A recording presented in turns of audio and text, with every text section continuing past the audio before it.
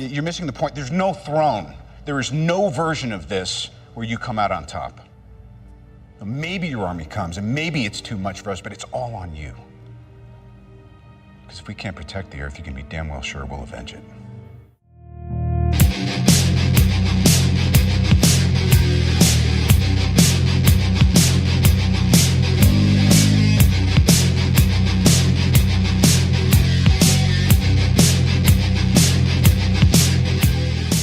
Red Spotters, welcome to the program. I'm your host, Kyle Lira, and today we're going to be ranking down all of the MCU movies, 18 to 1, all 18 movies. Joining me, I have Alexis, Soto, and Peter Martinez, and let's cut right to the chase and let's get started onto the conversation. So, here's Red Spotters. So what's the title of the podcast? Future Kyle will fill it in later. Oh, okay. It's probably just going to be MCU ranking list or something around there.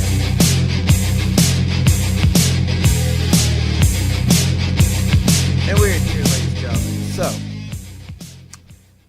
guys, let's present our lists, and then we'll get into the main chunk of the conversation and discuss about each other's lists, and then we'll call it a day. So, Peter, I want you to go first on your MCU list. I thought we decided Alexis was going to go first. Okay, so my list at number... I'm kidding. No, I'm going first, you dumb shit. Okay. Do we start at 1 or 18? Start off least to greatest. 18. Least, okay. Yeah. 18. All right. Ooh, 18. Okay. As I made this list, I made a realization. You hate Black Panther, we know.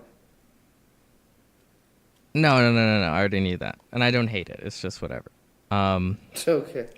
I don't really care from 11 on down. Like, top 10 are the movies that I most, care about. 11 on down. It was very hard to come up with 11 on down because it's they're all kind of the same for me. Some are I guess 11 is obviously better than 18, but for the most part they just barely beat each other out. Yeah. I just want to make that clear. I want to make it also clear that I am in the same boat as you. Making this list was really hard because you're like, which one stuck with you the most, pretty much, and that was most how I went. Okay, 18 I think is all gonna be our 18s. Thor 2. Okay. Surprisingly, number 17, Thor. I didn't realize I had such little love for Thor. 16 is Iron Man 2. Okay. Controversial.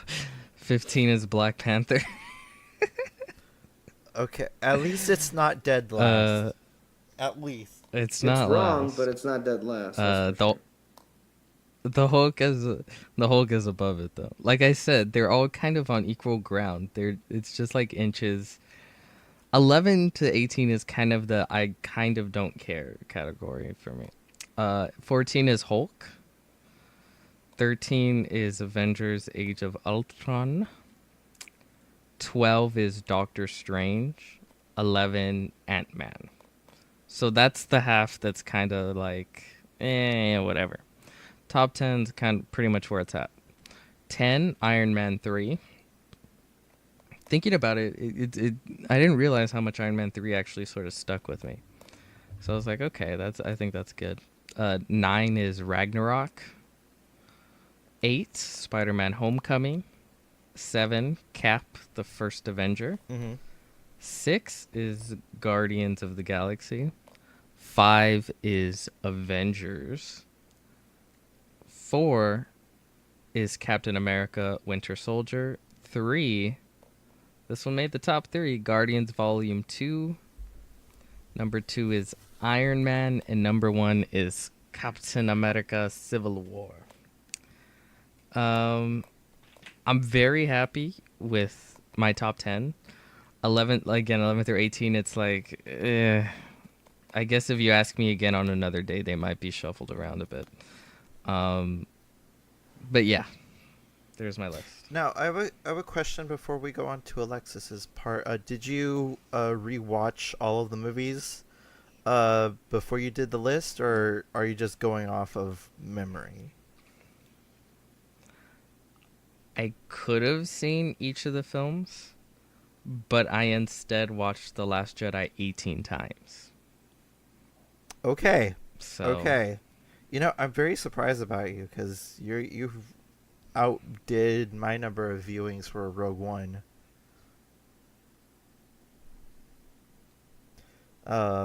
Anyway, Alexis, I want you to go next. So, Alexis, give us your list.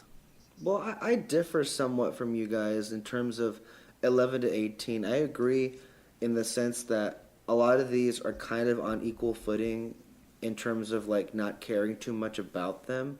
Although I do want to go out of my way to say that I don't think, among them anyway, are bad movies. I think. was that an alien? What the hell? What? You don't hear that? The AC? I don't know. Oh no, I don't think 11 through 18 are bad movies necessarily. Maybe Thor 2. But even then it's just kind of like whatever. I just feel they're just kind of whatever to me. They just don't stick with you. Unlike I could live without I mean, them. I'll put it that way. It kind of surprises me a little bit because I know some of these movies you've talked about in the past as having more fondness for them. And so keep in mind, I do keep track of everybody's records, okay? I've seen videos, I have tapes, and I'm gonna bring it up. Yeah. Because obviously, of course, opinions change, Hey. but it's fair. Okay, Yeah. so my list from number 18 is The Incredible Hulk. Without question, the worst of them all. It's just boring and flat and whatever. It reminds me Right. of The Last Jedi. it ruined the MCU. It really it ruined did. the MCU. The established canon. Yeah, it's the black sheep. Nobody cares about that movie. Number 17, Thor: The Dark World. Number 16, Thor. Number 15, Iron Man 3. Number 14, Iron Man 2. Number 13, Ant-Man. Number 12, Doctor Strange. Number 11, Avengers: Age of Ultron. Number 10, Black Panther. Number 9, Thor: Ragnarok. Number 8, Spider-Man: Homecoming. Number 7, Iron Man. Number 8, Captain America: The First Avenger. Number 6. You already Sorry, said number 8. 6 is Captain America: The First Avenger. Oh. I'm sorry, it's late. It's midnight at my time zone. At number 5, I Oh, have that's fine. Guardians of the Galaxy Volume 2. At number 4, I have The Avengers. At number 3, I have Captain America: Civil War. At number 2, I have Guardians of the Galaxy. And at number 1, I have Captain America: The Winter Soldier.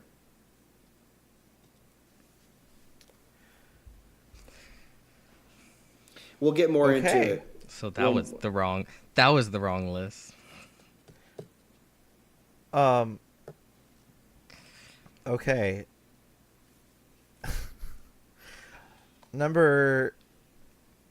I liked your list. Some of the positioning, Alexis, I'm very surprised because some of the titles are in the same position in my rankings list as yours. Well, my initial react. I think there were some slots that were kind of similar with Peter. Off the bat, we both had Strange, Ragnarok, and Homecoming in the exact same position. Yeah, I noticed So, that. Yeah. All right, your turn, Mr. Lira. Okay, so I thought long and hard, and of course opinions changed, and I kind of gave you guys a spoiler 2 weeks back. Well, a week back when we were discussing on all that. So here's my list of the MCU ranked. 18, no shit, Thor: The Dark World. That would that is I can't even with that movie. I literally can't even. It's Can I be honest? uh Part of the reason I didn't rewatch the Marvel movies is because I knew I would have had to rewatch Thor: The Dark World, really and I don't know. I didn't care. I didn't want to. well. I just didn't want to. I saw it, and my God, I nobody gave me any sedatives to help me through that movie. Anyway, we'll talk about it later. My number 17 is The Incredible Hulk.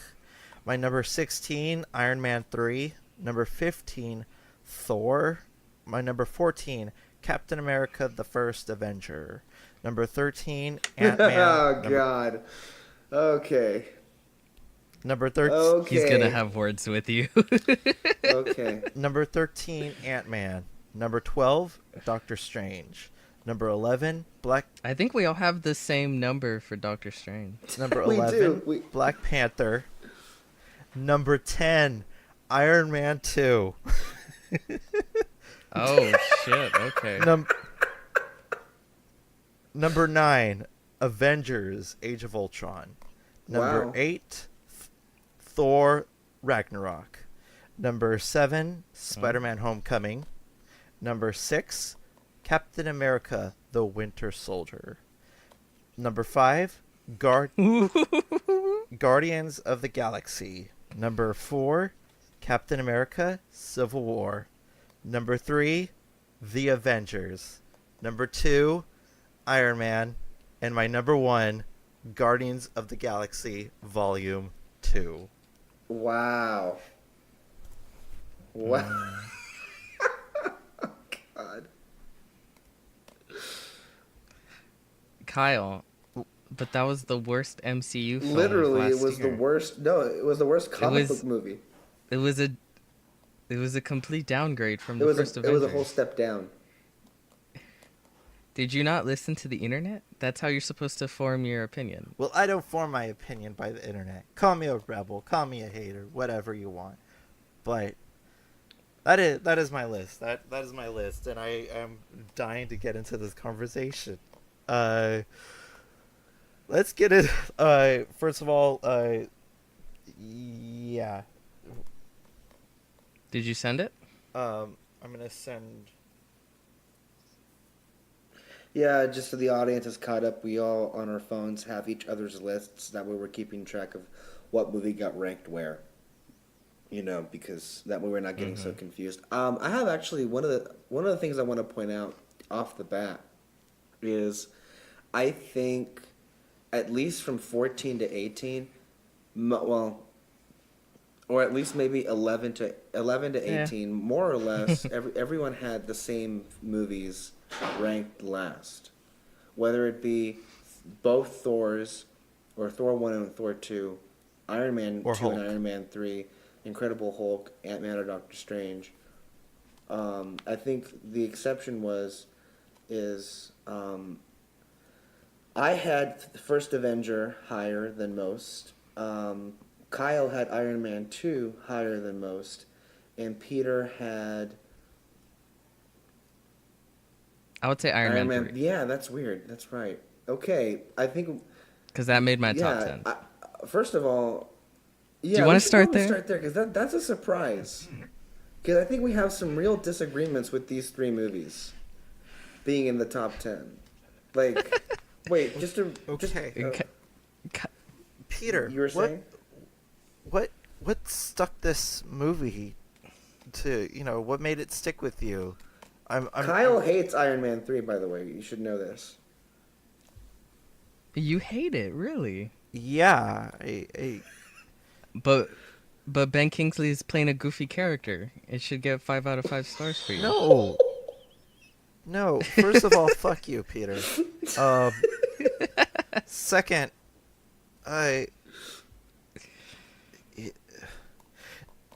him playing the actual Mandarin was perfect casting, and they fucked it up in 3 minutes flat. You know what? You want to know something? Do you want to know something? What? I agree. I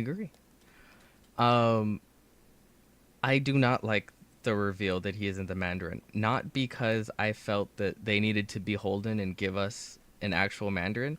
It's just that the reveal that they gave instead of that sucked. Yes.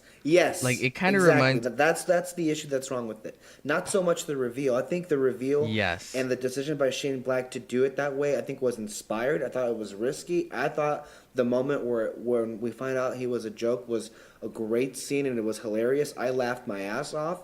But I think what would have made that decision more comfortable among more people, as if the real villain was had made more of an impact. And I'm sorry, but Aldrich Killian is like a sleeping pill.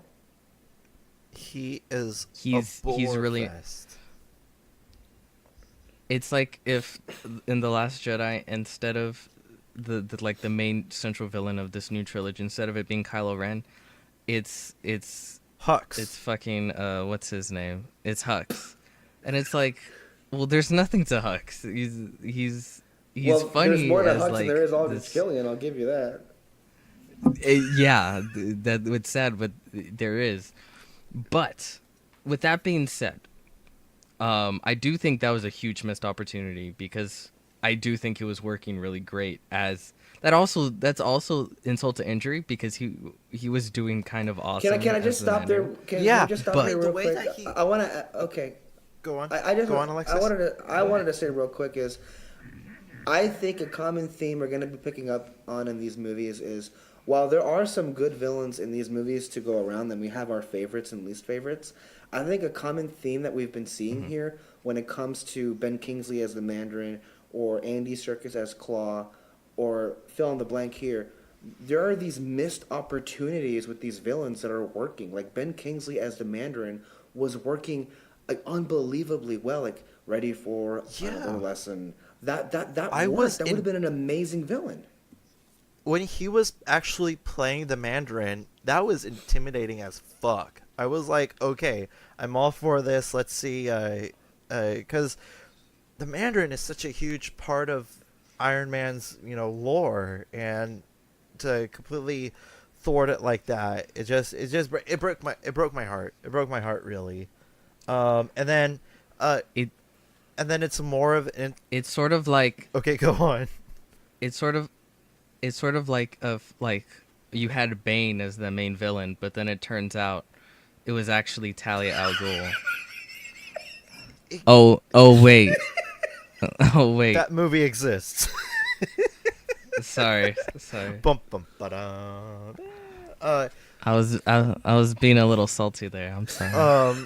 The thing is Hey, that I wouldn't be complaining about that movie compared to what followed that movie after.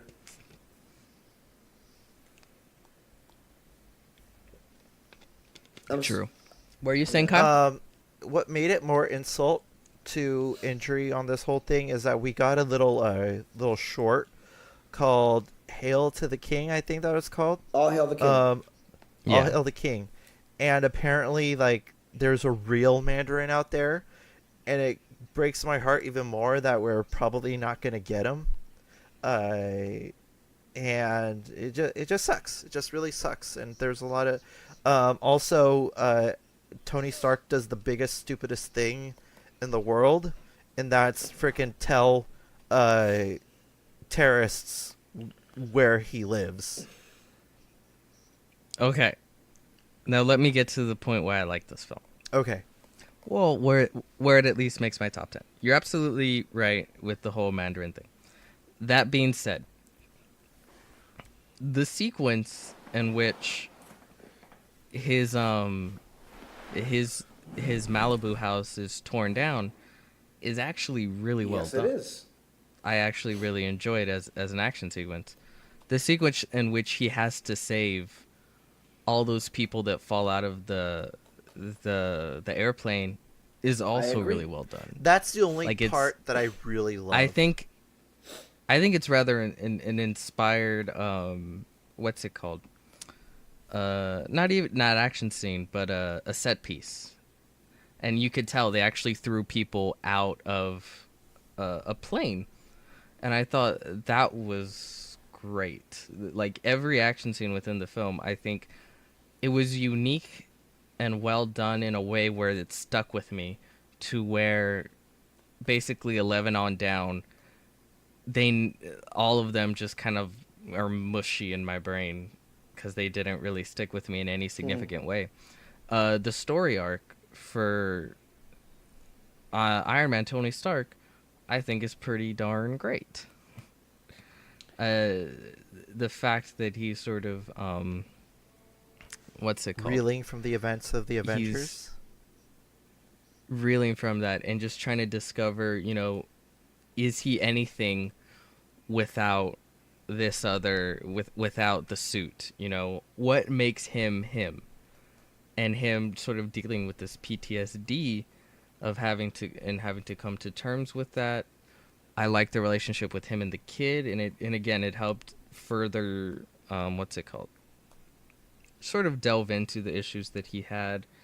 With his... I just think as a whole, it's very well made and very well put together. It's just the biggest slight on it, I feel, is the villain. But then I look at all the other MCU films, and it's like, it's not like they were doing any better. So I can't. You don't hold it as much as too harshly against it, mainly because when I compare it to all the other MC films, where it's like, well, I mean, yeah, this villain sucks, but this is a ranking of MCU, not other films.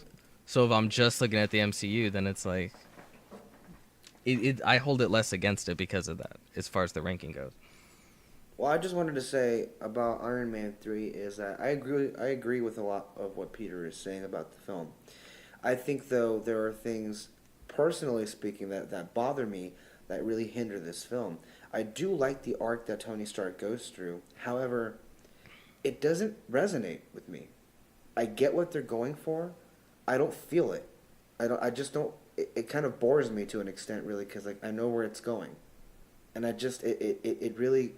It just feels distant to me, and the more and more I watch this compared to Iron Man 2, the more bored I become with this one, and the more entertained I become with the second one. By nature, I feel. I always liked Iron Man 2, but I feel like Iron Man 2, it's a lot more flash, but I think less substance. Perhaps.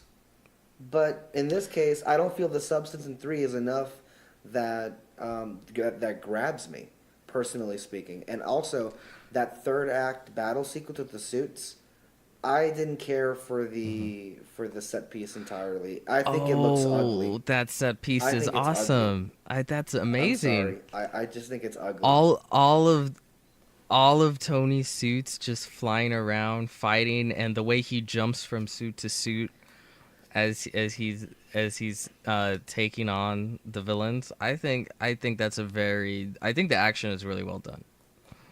I'll tell you this. I think the action in 3 is superior, I feel, than the action in the other 2 movies.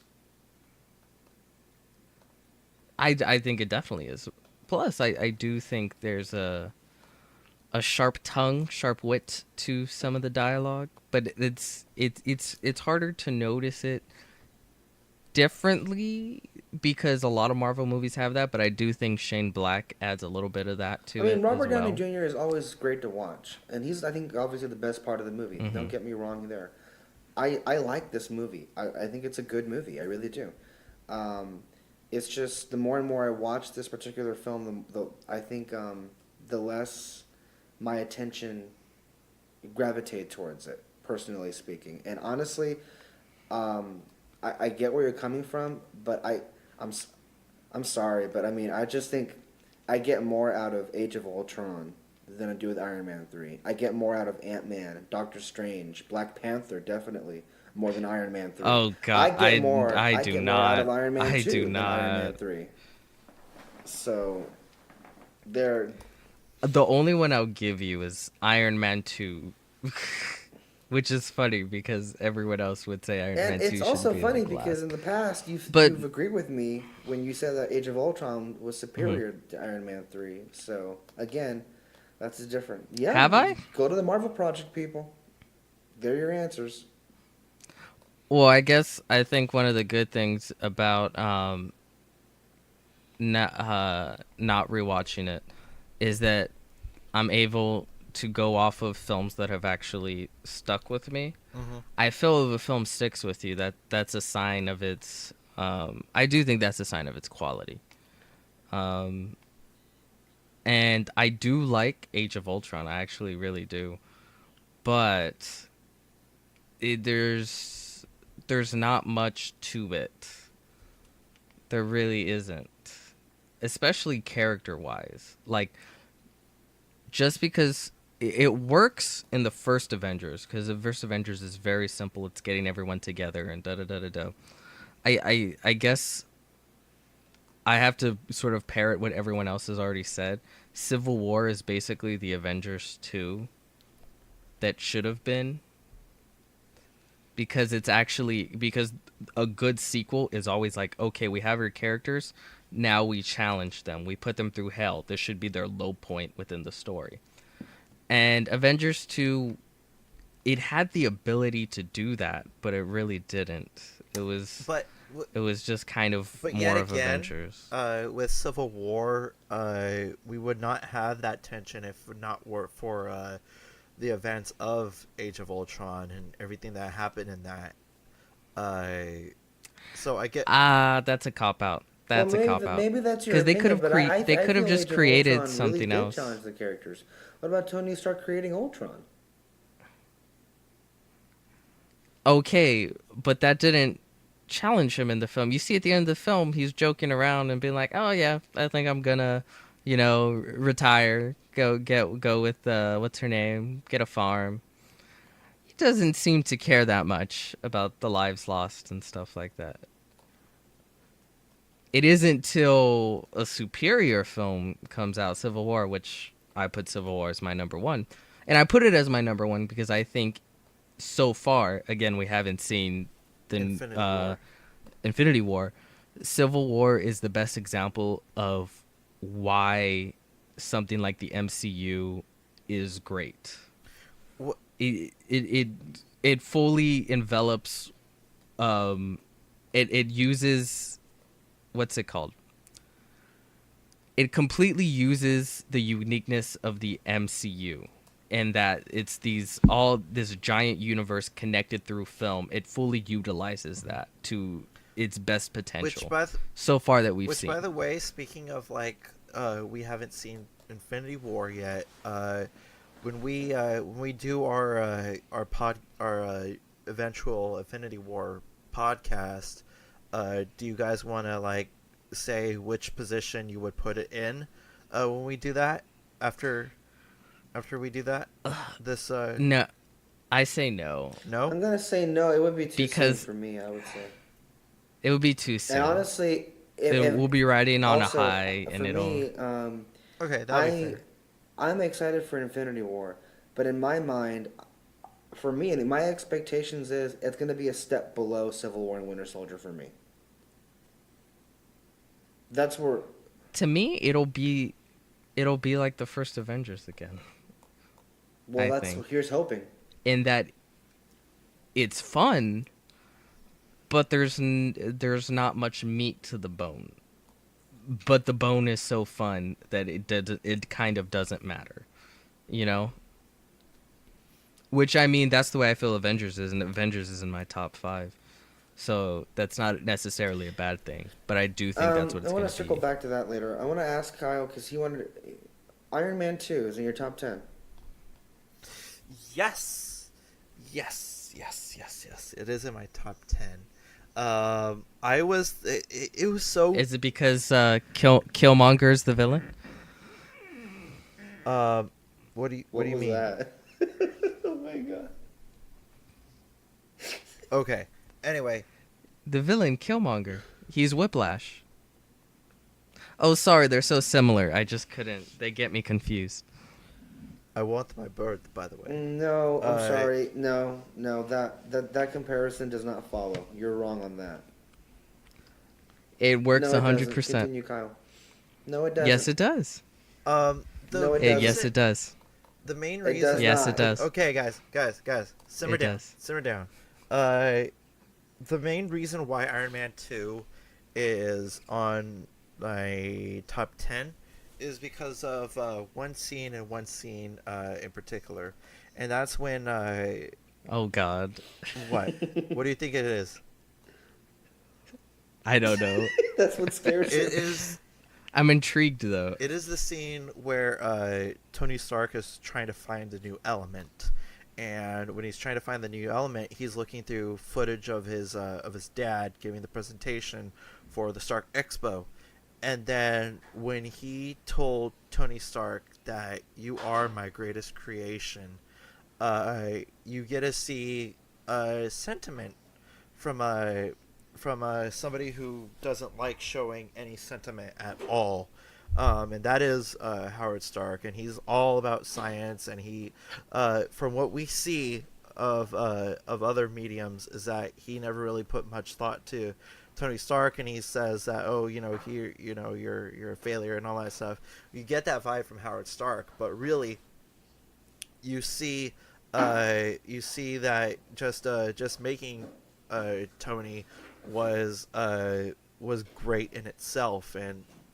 him actually being proud of him and what he's able to do, and that right there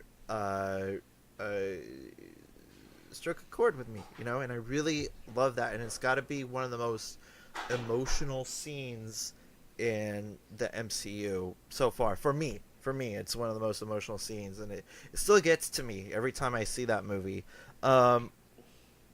It has a great introduction from Tony Stark, just him completely hamming it up to the umpteenth degree when he first enters the Stark Expo, and of course Sam Rockwell is amazing. I love him. He's one of the more memorable characters in the Marvel universe, and but it's mostly the reason why it hinges on my top 10 is because of that scene with Howard Stark, and when he was looking at the footage. So that's I was really on the fence of putting Black Panther as 10, and then Iron Man 2 as 11. But because of that scene with Howard Stark, and it kind of reminds me of my own relationship with my dad. So Your dad builds robots? yeah, my dad builds robots. You didn't know that? He is great Howard Stark. No, but like not showing any. Oh, I assume. Not showing any emotion, but there is something there. That really got me on a personal level. So that's the reason why I put it in my top 10. Any other questions, boys? I'd say about Iron Man 2, I think my biggest issue is that it kind of doesn't know it throws, I think, too much into Like the film. what? I think. And I felt like it kind of needed to focus up. What did they throw into them that was distracting? The two villains? Not just the two villains, but like the whole issue with what's his name, Draco? I want to say Draco Malfoy, but I don't think that's not right. What's his Vanko. name? Ivan Vanko. That's what it is. The whole issue with like his father screwed him over and stuff like that. That's pretty interesting, but it's sort of, I feel like that was supposed to be a larger storyline, and even Mickey Rourke has come out and said that, and that's why he was kind of pissed off at Disney. Not Disney at the time, but Marvel. because they See really how cut trigger down on happy that. he is to attack This Disney? whole Didn't even think. no, because when I think Marvel, I think Yeah, Disney now. Yeah. If anything, that should be commend Disney because they own everything. I just think about them all so often. The rivalry between him and what's it, Justin Hammer? Yeah. Like that's kind of pushed to the side. I think that would have been fun to fully explore. Again with him and his father and all that. Like that was a good moment. I do really like that moment. And again, I feel like Alexis gets really defensive, as if I'm saying it's bad. No, I don't think any. Oh, also him with Pepper Potts and the way they feel torn apart. Him dealing with his morality. The whole issue with the government trying to take his suits away from him. Which, by the way, There's a great there's a lot. That's a great scene. Tony Also, Stark moment. yeah, of that him is. at the hearing. Yes, I didn't want to bring it up because I knew you were gonna get into it, but I feel like those are all of those almost on their own could have been their own film, or at least just two of them, and it's a lot in there. And when you, they're all I think great ideas for an Iron Man film, but I feel like I would have say pick two and just really flesh those out, you know. And I think that's sort of where my issue goes. The action isn't all that memorable, really. Black Widow is terrible. That's something that just really agree feels with that forced in there. horrible Yes. introduction. That not good. I actually like Iron Man 2, maybe not more than you guys, but more than most people. A lot of people think it's like terrible. And I'm like, no, there's actually quite a bit of good stuff in there. My biggest thing is I just kind of wish it would have focused up and done anything really. But you with notice how Black the Widow. things that you're saying My about this God. movie, and to clarify, I'm not getting defensive, so get that out of your mind right now about Iron Man 2, because I agree with you in a lot of ways. Sounds like you're being defensive about being defensive. No, but in terms of Iron Man 2, I think Go ahead. the criticisms that people levy against it necessarily, I think, is again, I think it's more along the lines of about what you're saying is that this movie was doing too much, but in terms of what you were referencing, they didn't bring that up at all. I think most people would say, "Oh, it was just setting up for the Avengers. Too many Avengers references." Yeah, I really don't feel like that holds up, especially in today's day and age, where that's all people want out of their fucking films. Also, what references? Okay, they cut to a shield. That didn't stop the movie. The fact that It was more what's like his a name is in gag the movie? more than Sam anything. Jackson, I think.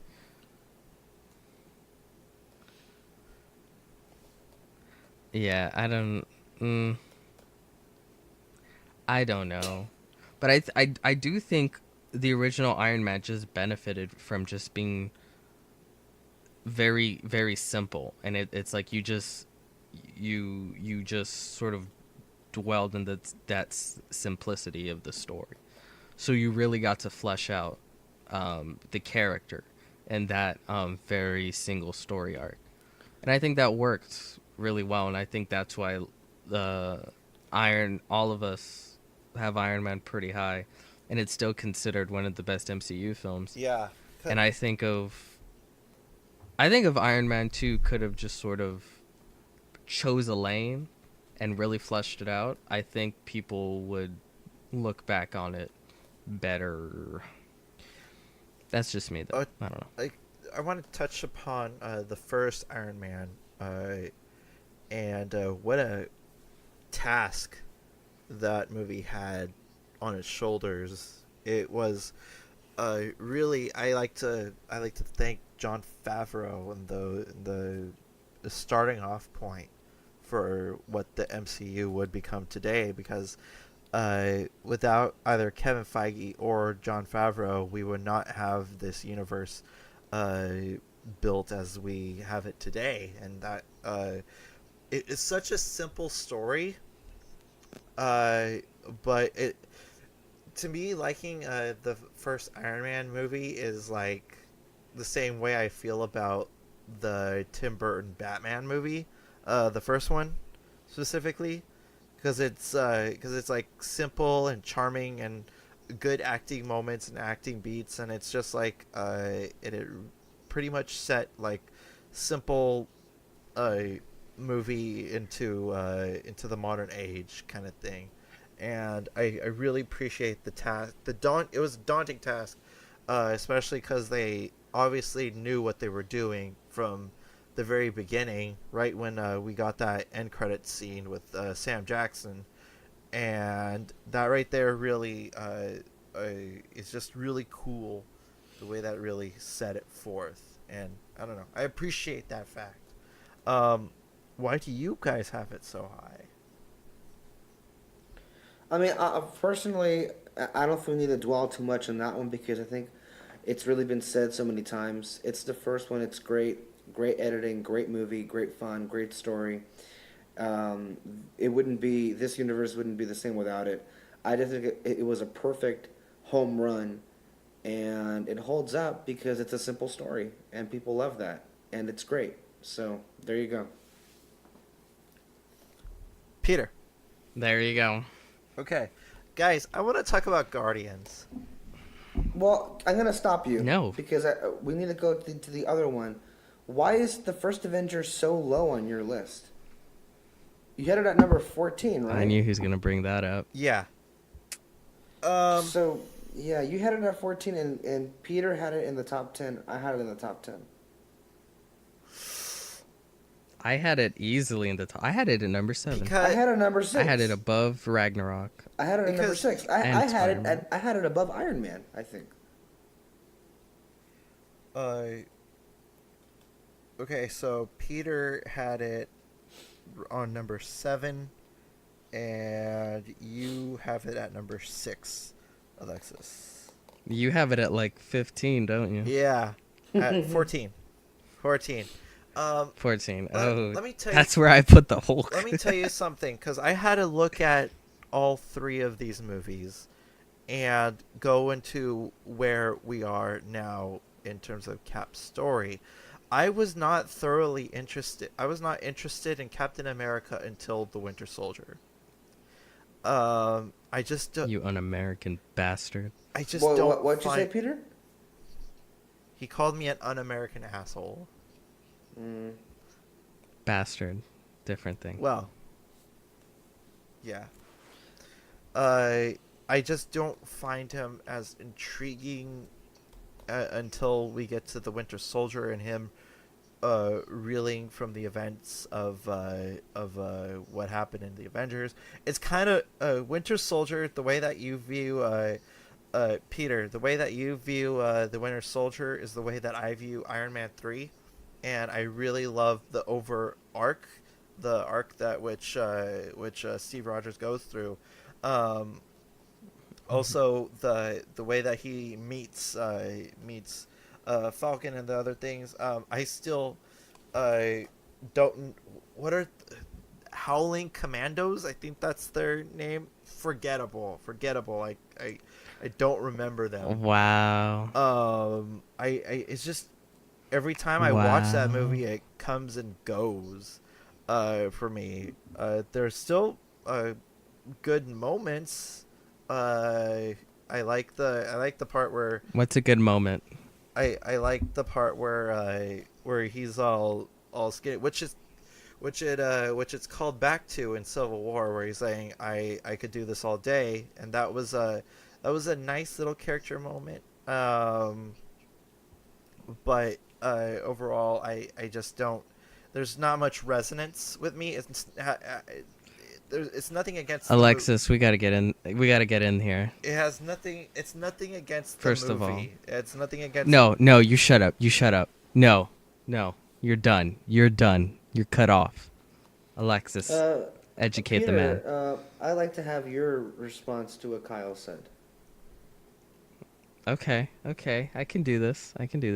First of all, it's one of the most unique MCU films. It's made in this sort of.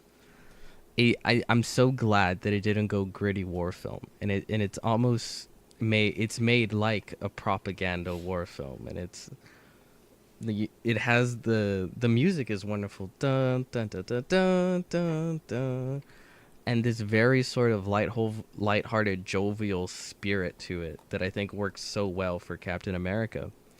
Um, Captain America, even in the first Avenger, is such a great character, Yeah. and he's such Yeah.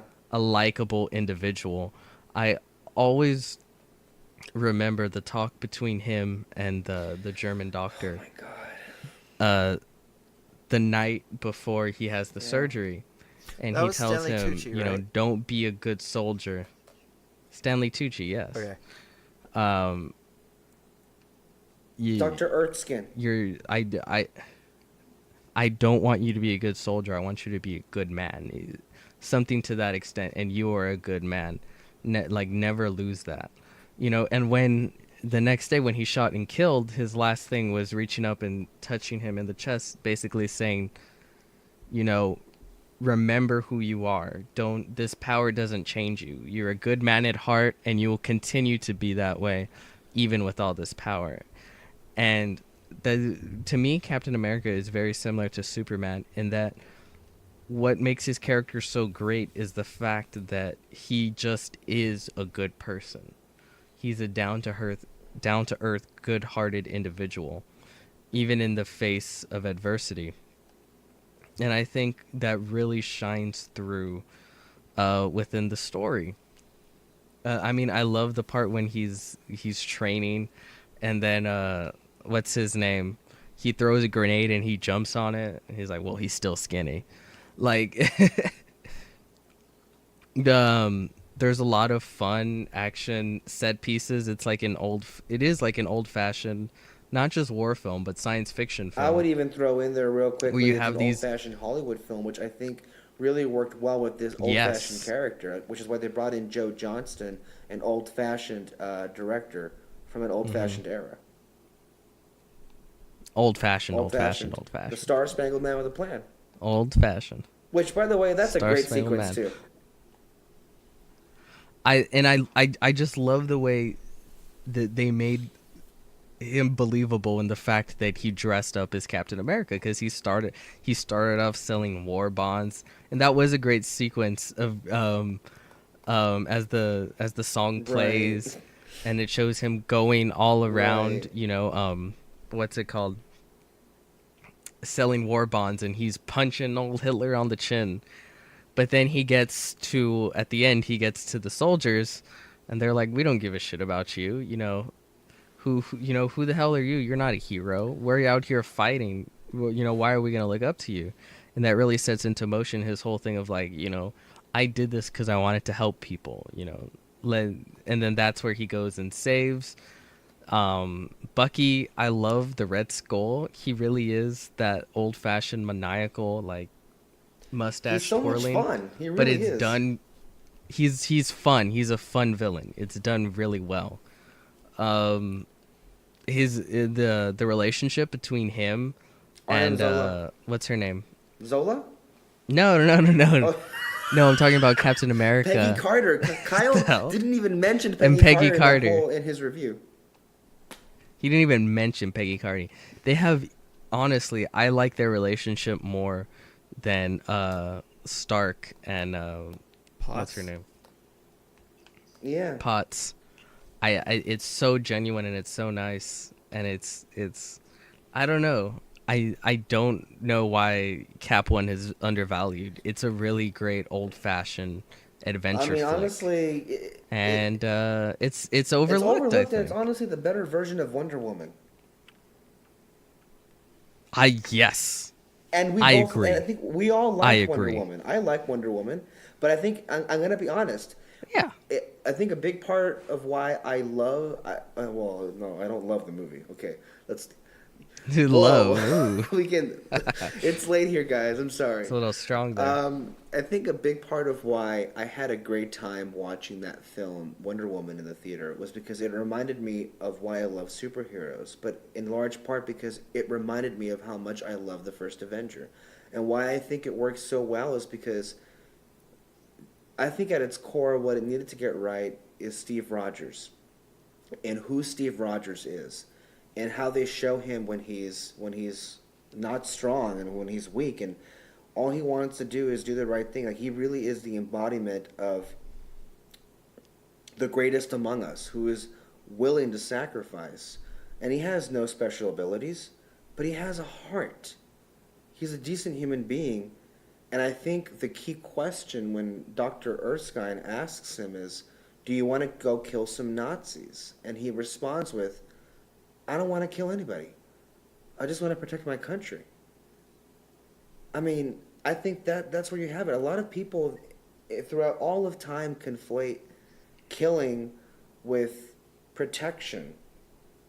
And I think having this desire to kill really blinds people in a lot of ways. But I think with Steve Rogers, he was a good person. He was a good man. And I think what's so remarkable about what makes him special in his transformation is that through it all, he remained the constant. He remained the same person. And I think he's the embodiment. And also, what was so great about it is that movie, the source material was a joke, really, in this modern day and age. The fact that they were able to pull it together and use it to their advantage and make the film as powerful, I feel, as it was, and as serious as it was. I mean, and again, the movie ends with him sacrificing himself. To the whole world, he died. He sacrificed himself to save the entire world from destruction. Yes, he didn't die, necessarily speaking, but to the world and everybody else, he did. Which is a lot more than what Wonder Woman did, I'll tell you that. For me, the most emotional scenes are the scenes between Chris Evans and Stanley Tucci. But there's just also a lot of great stuff, a lot of great actors, a lot of great characters in that film. To me, the more I watch it, the more I really just love the movie. And I feel it's overlooked, and unnecessarily so. And even if you perhaps don't care for this movie, I really dare you to tell me what's all that different between this and Wonder Woman, which is overpraised, with all due respect. Are you talking to me? Well, in general. I mean, you can answer if you want, but I'm just directing it to people who, in general, because that's the common consensus, right? Is that of these two films that have a similar plot structure, one is better than the other. But When talking about Captain America's character, it's very interesting that the weapon of choice that he has is a shield. And that's where Well, yeah, that's deliberate. that's where it goes to like protection and what you were saying. I like Peter said before me, is that a lot of these movies, with the exception of the last two, I don't view as bad movies. I view it as a good movie. It just does not hold a candle to me. it doesn't grab you. Like you guys do. Yeah. Then you are lost. Then you are lost. Then you are lost. You're breaking my heart.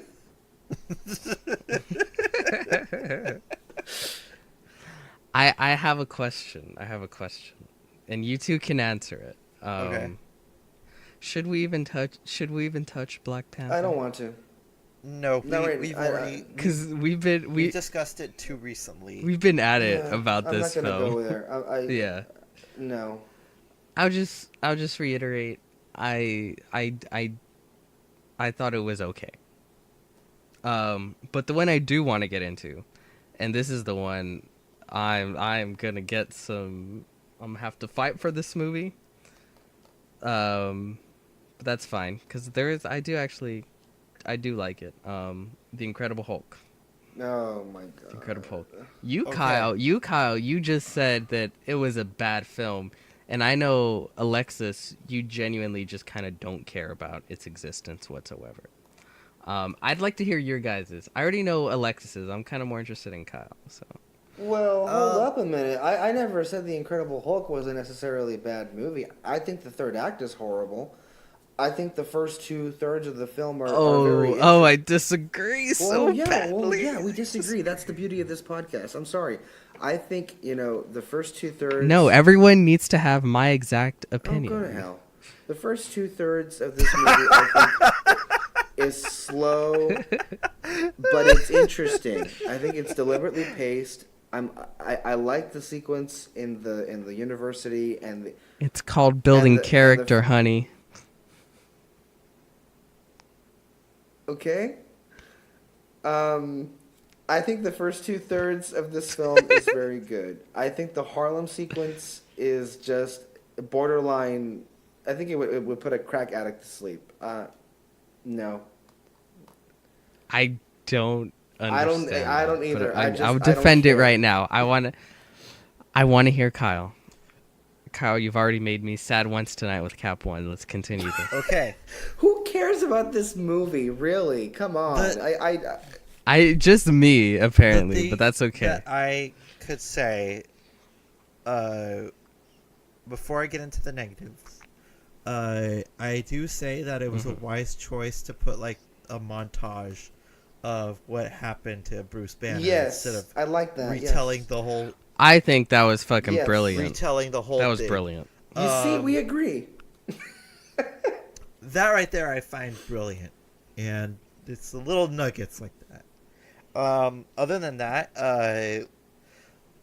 Liv Tyler is very wooden in the movie. Wooden? So Don't want to close my eyes because I miss you, babe. And I don't And I- want to miss a thing. Don't. Oh god, it's one of the worst Aerosmith songs. Okay.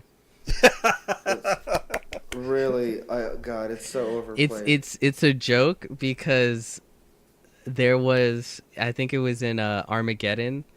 There's like practically the sex scene with Liv Tyler and Ben Affleck, and that song is playing over it, and it's so creepy because that's her dad's song. And it's kind of a joke. I don't know. Go ahead. Yeah, It is kind of weird. Can I interject real quickly? What I did like, I actually did like Edward Norton and Liv Tyler, and I liked their theme. Yeah, there was a theme if you noticed. I picked There it up, was? but yeah. Don't want to fall asleep because I don't want to miss. Okay, if that song were in the movie, I would be a little bit more forgiving.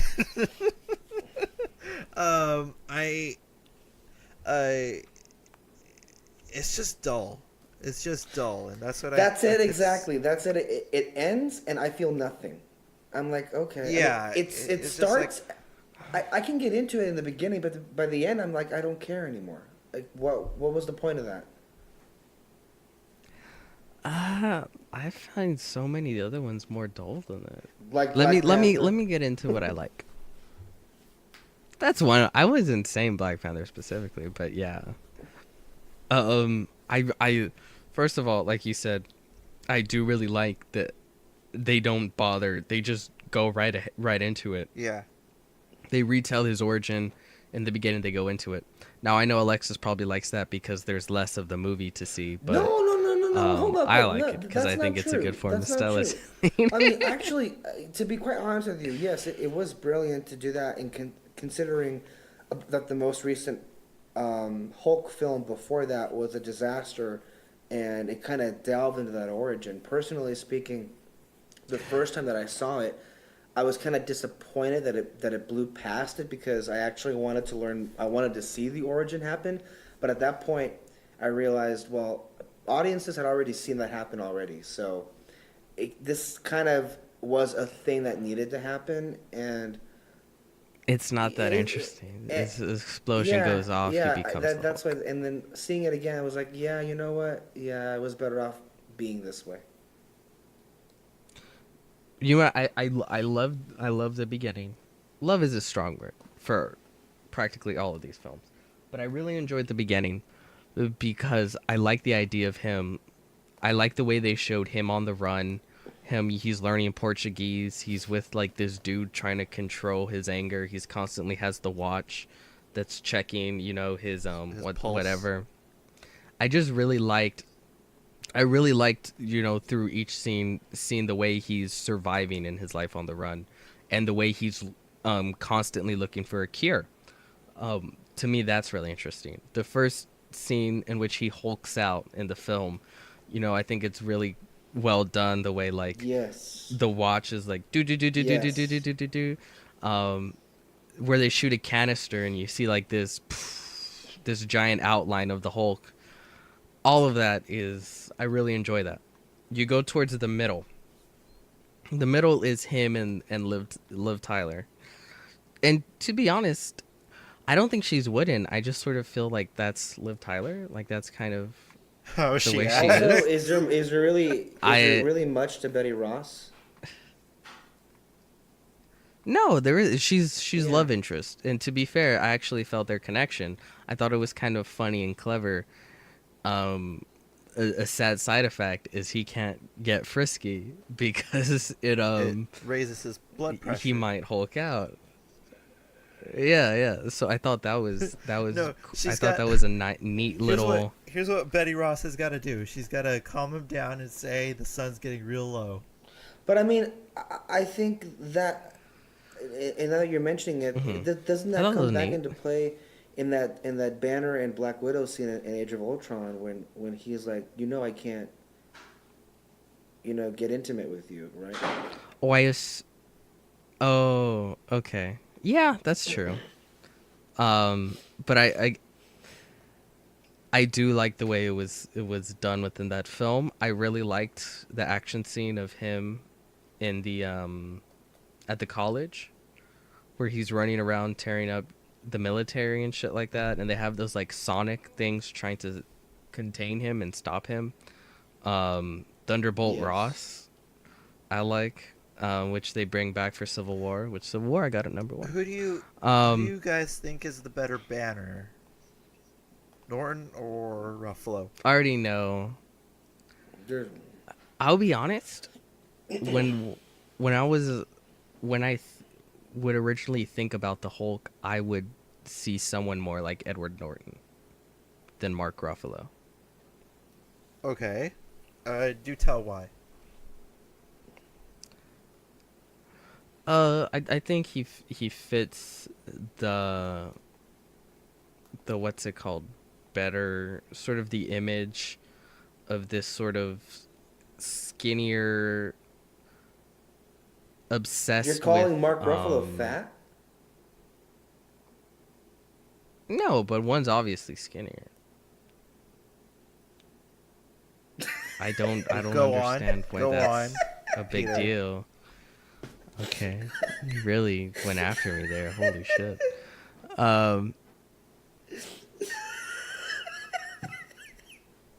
I just felt like the personality of Edward Norton was always more of, and the way Edward Norton plays him in The Incredible Hulk, that's always more of the way I thought of Bruce Banner. Well, I Um, mean, I This determined, sort of socially awkward scientist. Okay, I agree, and that's why I think he works in this film. As far as the Hulk stuff, I just think there's better Hulk stuff in literally any other movie he's in the MCU. What's better Hulk stuff? There's the Planet Hulk stuff in Ragnarok, and then there's him in the Avengers movies. I think that's just more interesting than what happens in this movie. I guess we'll get to the end scene. I loved the end scene of him taking on, what's it called? The Abomination? Abomination. I thought that was great. I think and if you notice in the final fight scene when they're on the top fighting each other, there's like these giant columns, and they wanted it to sort of visually represent like a fight between the gods. It was more of like to have that mindset within the audience as they were watching it. It incorporated a lot of really cool and fun classic Hulk moves, the thunderclap, Hulk smash, and it was a very like animalistic all-out brawl and that's something I really, when I think of Hulk, that's what I think of. And I don't think you really get that in any other Hulk afterwards, really. You don't get that, like, animalistic, just all-out brawl within him in any other MCU medium. And I think kind of get it's that really in cool. Age of Ultron. Yeah. It's still a joke throughout the fight scene. Excuse me? Where he like where he spits out the tooth and like pff, and But where people are Iron Man's horrified. punching him, People go are to sleep, getting go to sleep, killed. go to sleep, go to sleep, go to sleep. You don't see people getting killed. You see people getting killed in the Incredible Hulk. I don't know if I agree with that, but okay. Anyway, what other movie should we talk about? No, let's see if I want to see if I have issues. Go ahead, Alexis. I don't know. I guess we should mention quickly, because this won't take too long, I feel, Ant-Man and Doctor Strange, and why they're so low on our lists, I feel. They're basically interchangeable.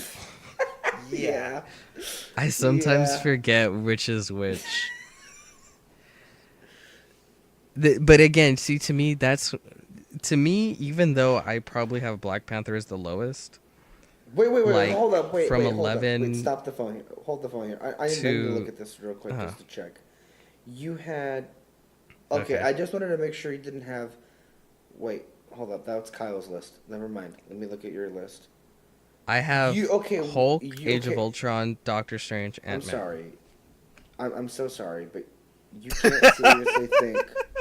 You can't seriously think that Black Panther is See, worse than Ant-Man. This is where I thought I was gonna get more of a Than fight. Ant-Man and Doctor Strange. Well- Really? Really? I'll put it like this is what I mean. It's so tiny. Literally, Ant-Man. The way that's why I said an ant between. That's why I said at the beginning. It's like on any given day, like 11 through 18 might change a little bit, and really I should have probably said 11 through 15, or no, 11 through 18, mainly because I feel like for the most part, no, actually 11 through 17, because Thor 2 will always be last.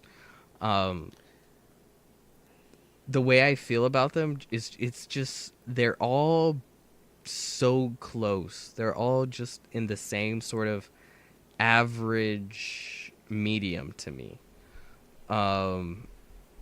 That yeah, I did put Hulk, Age of Ultron, Doctor Strange, and Ant-Man above Black Panther, but like literally like by a centimeter, like so small. The difference between them. No I pun feel. intended. Well, perhaps not focusing too much on Black Panther. The way it because came I down understand to- we all know everyone's feelings on Black Panther. I want to try to focus on Strange Yeah. and Ant-Man because Ant-Man what I and want to Strange. recall on those Okay. two is because I know that Ant-Man, especially, that was the first MCU film we all saw together, the three of us anyway. And I remember true, you yeah. said, we walked out of Ant-Man liking it a lot, and you were like, you know what, you walked out very Yes. positive on it. I still have positive feelings towards Yes. it. I just think it's among clearly the I do lesser too. pack. I think it's I among agree, but there's still Okay. Yeah. there's still more fun and interesting things that I come back to more than I would Black Panther or Doctor Strange or Age of Ultron. Like I love what's his name? His friend. Michael Pena. Michael Pena. I his think name he's is great. I Luis. just like him as a character. I think it's Luis. Huh? Luis, yeah. I think I really like him. I think he's a lot of fun. I like the fact that the third act final battle is in a little girl's room. And then the way that they play with size I love and the way that when they they play with that, I think is well done. Are you going to mention the song? what? What song? Okay, go ahead. I don't know what song you were talking about. No, I just love Okay. the visual of a little toy Thomas the Tank Engine being blown up to such a gigantic thing. It's just a lot of visual gags, like when they made the tank, with the tank keychain, and it turns out it's a real tank. Just stuff like that is really my biggest thing. I guess it's like a regret of the movie is that Don't say Edgar Wright. Don't say Edgar. Oh, come on. Edgar Wright. Yeah, you're Edgar so Wright. predictable. Now, I wonder why you're gonna say that now. I wonder why you think, oh, Edgar Wright was the, yeah. Because fuck you. I'm growing into a really I meant fuck you to Peter. Hey, I was a big fan of Edgar Wright's even before I watched Scott Pilgrim. So, yeah. Everybody in the world is laughing because that's just not true. I love his Cornetto trilogy, and I love everything about it. And in Baby Driver and everything, I just like I really love his directing style. And in the hands of Edgar Wright, I think it would have been in my top 10. Alexis, that's what I was gonna say. You may be mad about us saying Edgar Wright. We wouldn't have him at number 11 or 12 if he had directed the movie. Perhaps you're perhaps you're right, but I just think there's still some good stuff in the film. Like for me, I agree. I pointed it out. Paul Rudd is great. I feel perfectly cast as this character, and I love Michael Douglas as Hank Pym. Yes, I agree. But see, that's what I mean. There's some emotional connections that I really like. That's why I put it ahead of Doctor Strange as well. Because I feel personally that maybe Doctor Strange is a superior movie, maybe by a hair, but maybe what's lacking is maybe the connection to the characters as you had with Ant-Man. Ant-Man, I felt more connected to the characters. There's also, I feel, sort of weird editing with Doctor Strange. What in particular? Like, you start off like he remember when he first joins he comes to Tibet and he becomes part of the monastery or whatever, and then the first time it shows him he's able to not teleport but make the ring and go through Mount Everest or whatever. Yeah, I'm trying to remember, but it's like from there it implies he was been there for like a day maybe. The next scene is remember the first time you walk through that door, and it's like, whoa, I guess like it makes it sound as if years have passed, or at least a shit ton of months, and it's always kind of jarring to me. I feel like they could have maybe done at least like a montage or something to better imply passage of time. Like the SpongeBob narrator. There are little things like that. Like honestly, full disclosure, I'm right in the middle of watching that movie right now in my rewatch, and I stopped in those scenes, and I just again it always just bugs me. Is like, why couldn't they have made it clearer the passage of time? That's really fucking important, because I think really watching it again, I think the intention was, yeah, years had gone by, but you don't feel it. Or at least the movie isn't showing it to you clearly enough. Yeah, it's. I think they felt her just saying, "Oh, the first time you walked in," but it's like, whoa! Like, I guess time has passed now. So it is little things like that like that the just whole, keep me from going. Arc and story take place within a week. But it obviously doesn't, because the film also wants you to think that it doesn't. Also the villain, I think, is one of the worst. That honestly was the one that pissed me the fuck off. It pissed me off because at that point, come on, that is just beyond lazy, and of course you have to waste that great actor. Mads Mikkelsen is a great actor. They didn't even try. But they didn't even try with him. No, they didn't. Like, oh, I guess he lost his family. I don't know. It made no difference, really, in the end. And this one was like the most insignificant of them all, and that's saying something, really. I feel that was just beyond terrible. And I think, look, although the Dormammu scene was hilarious. Okay, well, hold up a minute about Doctor Strange. I think they had some great stuff with the mythology and introducing magic, and it's going to play a big hand. And I like Doctor Strange as a character overall, and I'm excited to see him in that stuff play into Infinity War. But I think at the end of the day, the argument still holds. Is I think what held this movie back so much was that it played so heavily to the formula. It was so formulaic, and it really showed the most more than any other film. Yeah, it felt like they were so afraid to like, because they're like, Honestly, oh, I the don't think they were visuals and the afraid. action's I gonna think they be were out lazy. there. Maybe, I feel they maybe. were. Yeah, I go do ahead. think there was this fear of like we don't want to freak the audience out because we want to have trippy visuals, so we're gonna have the story as standard as possible, and the visuals are trippy and fun, but at the end of the day, Hey, there's great action. There's great I hand-to-hand don't. combat. Again, there's great stuff in Yeah, here. that actually that did surprise me. The Right. hand-to-hand combat There was is actually again. like, There's well great done. stuff in here, but I think it's all hindered because, as a whole, I thought this movie was like held back in a lot of ways. Yeah, And it makes the trippiness feel less trippy with such a standard story. Yeah. That's the way I I feel. mean, honestly, if I were to have any input on the sequel right now, I would like say for sure you better make Juital Ejiofor the villain because he's gonna make an amazing villain.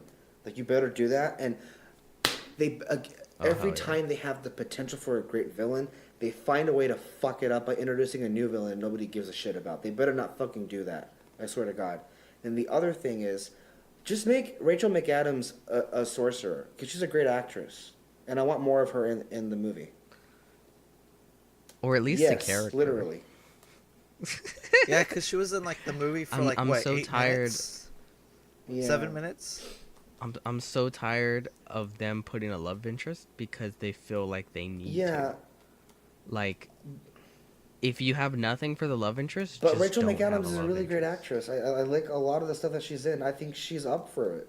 Make her a sorcerer. What the fuck? Do it. Make her interesting. I don't know. I mean, I guess why not? I am looking over these lists. Yes. We all have different number ones. We all have different number ones, and that is something I find interesting.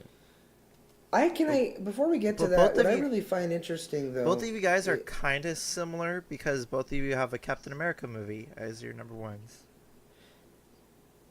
That's okay, but they're the best ones, so exactly. Okay, Or was I What I- saying that? No, I wasn't. as I was, what I find really interesting though is, again, we really, really loved Guardians 2. More than anybody else in the world, apparently. Yeah. Yeah. I love Guardians Volume 2 okay, much. so I thought, honestly, this is what was a shock to me. I literally thought I was being the bold one here by putting it in my top 5. Really? You thought Yeah, you were because being bold I with didn't that? think you, Peter, cared for the movie more than the first one. I was surprised when you said you liked the second more than the first. Yeah. Because the first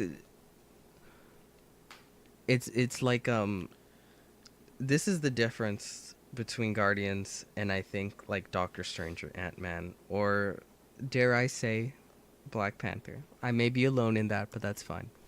I do think it does feel like with those first films that's where they're most strict, Kevin Feige and the MCU, to adhere to a certain formula because we want audiences to like these characters first, and then if you get a sequel, then you can go ahead and Be try some funky silly with shit. it. Be funky with it. James Gunn was the I think the most talented one and the one most able to really infuse a lot of himself and his filmmaking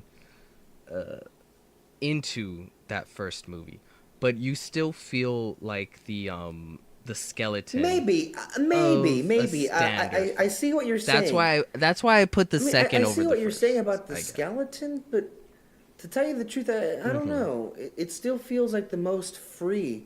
The first Guardians, anyway. 2 is way more. No. Of course, I'm just saying, in terms of first installments. Yeah. Well, no, yeah. but I also do think Guardians probably did have a slightly more freedom than those other ones, simply because it was out in space. Yeah, it was so disjointed. And it didn't really have to. It didn't have to connect to anything, so they Other just than with, allowed a little bit Thanos more freedom. and But stuff like that. But other than that, it was really, really separate. But that's why I put the second above the first one, because the first one I think works really well, but it's very much an origin, and it's like, let's show all these characters come together, and the threat is just kind of the threat. And then the second one is more of exploring the characters, and the threat has a real connection To one of them. to these characters and who they are. Like, I mean, I know it's very on the nose, but it's still like symbolism in filmmaking. The fact that the main character that they fight against is Ego. Peter literally taking on the cancer that killed his mother. Like, it's little things, but to me it's like, oh, this is a film. That's awesome. Yeah. It doesn't feel like a board of directors made the film. It felt like a filmmaker who wants to tell a story about characters made it. Written by a guy who actually knows people and connections, and it like Guardians Volume 2 is so intimate, and that's got to be one of the main reasons why I love this movie so fucking much. And the reason why it's my number one is just I feel like I have a more intimate connection with all these characters. I know each and every individual character has their writing is completely complete to me, and that right there is like how I could say that, okay, the number one, you're dealing with toxic masculinity in this corner, and then in this other corner you're dealing with loss and horrible loss, and then in this other corner you're dealing with deep tissued sibling rivalry, and just all the stuff, and the way that it interconnects at the end. So beautifully done, so well constructed. It's probably, to me, it's the most well constructed movie out of all of them, and it's just, to me, it's the most complex out of all the other movies, and the way that and also it's balls to the wall hilarious. I just love the characters and their interactions, and it was so casted perfectly. I don't see this movie with a different cast or anybody interchangeable like that. I mean, Chris Pratt is Star-Lord. Zoe Saldana is Gamora, and Dave Bautista. The list goes on. You know, it's just a terrifically well-crafted movie. And James Gunn, after this, I went out and watched Slither a few months ago, and you're welcome. It's just James Gunn's movies and his style and his taste and all that stuff. It just feels more ironically down to earth for me. All these relationships, that's where I could put it. The relationships amongst these characters are some of the greatest, and not just the MCU, but in movie history. And that's what I could say about Guardians Volume 2. Alexis. I'll put it this way. I like films. I'm not Alexis, but I'll go ahead and speak. I like films that aren't afraid to be weird and goofy, and I also like films with a little aren't afraid to have a gooey heart, you know, at the center of it. And I feel like uh that's almost looked down upon in today's day and age. I don't know why, and I mean that more in like the blockbuster sense. There's other films that I think um, audiences enjoy that in, but for blockbusters, it's gotta just be action and be badass, and you know, I think that's why the you can still be goofy, but you can only be goofy in the sense of a Fast and Furious or any other Dwayne Drog and like a badass goofy, but you're not allowed to do it in the sense of a raccoon cartoonishly shooting what's it called, bad guys That- up in the air, and it You looks put it, it looks basically like a cartoon, Alexa. you know. I like Peter, it that like you that. made a really good point of how a lot of movies are afraid to be mushy and gooey with a lot of heart. It I has a wonder lot- though. I wonder maybe It- that's why people hate it. It has a lot to do Yeah. with the whole toxic masculinity thing, Yeah. because like you look at the first one and there's a whole scene where Yondu is kicking Peter Quill in the ass, and he's like, you know, what has she been filling your head with, boy? Sentiment. And In the first and movie. in the first movie, and then you get that development in the second one, where Yondu pretty much yells out, he's like, you know what makes me control this arrow? And it's my heart, boy. That's what makes me fly this arrow. And that whole ending is just a whole heart melting. He may have been your Scene. father, but you was not your daddy, or what? Oh What was my it? God! To quote Alexis Moreno, I cry. I like me some Like, cheese in films, Yes, especially thank you for my saying goofy that. Thank you. superhero How many films. times do we have to? Like, I don't understand why that has become such a negative stigma. It's such Dude, a like, negative. I you don't know go why. back to the Raimi films, and part of why they're great is because they have some great cheese in it, and that's not a bad thing. Go back. Cheese and heart. Yes, and go back I blame to one movie. I blame one movie and one movie in particular, Mm. and it's called The Dark Knight. Honestly, if you want to blame, I don't know, but people really need to go back and look at those first Star Wars films. I mean, if you think about cheesy, really, it's like people forget. They're the definition of cheesy, but somehow people look back and think Rogue One was what those original films were. This dark and gritty war film. I don't- Star Wars is not we're a good- dark and gritty franchise. I'm sorry. We're gonna Yeah, get we- off yeah, track, but I we're guess my Getting into thing Star is Wars, but the point is the cheese works in these movies, and I personally want to say about the Guardians films. You know, I have such treasured memories. I want to get a little personal here, but I mean, it was a film theater going experience. I think one of the most memorable ones of these. And I remember, I know Kyle and I saw it together, and we were so excited. But I honestly could not believe the excitement that was waiting for us in that theater. It was a full theater to the first Guardians movie.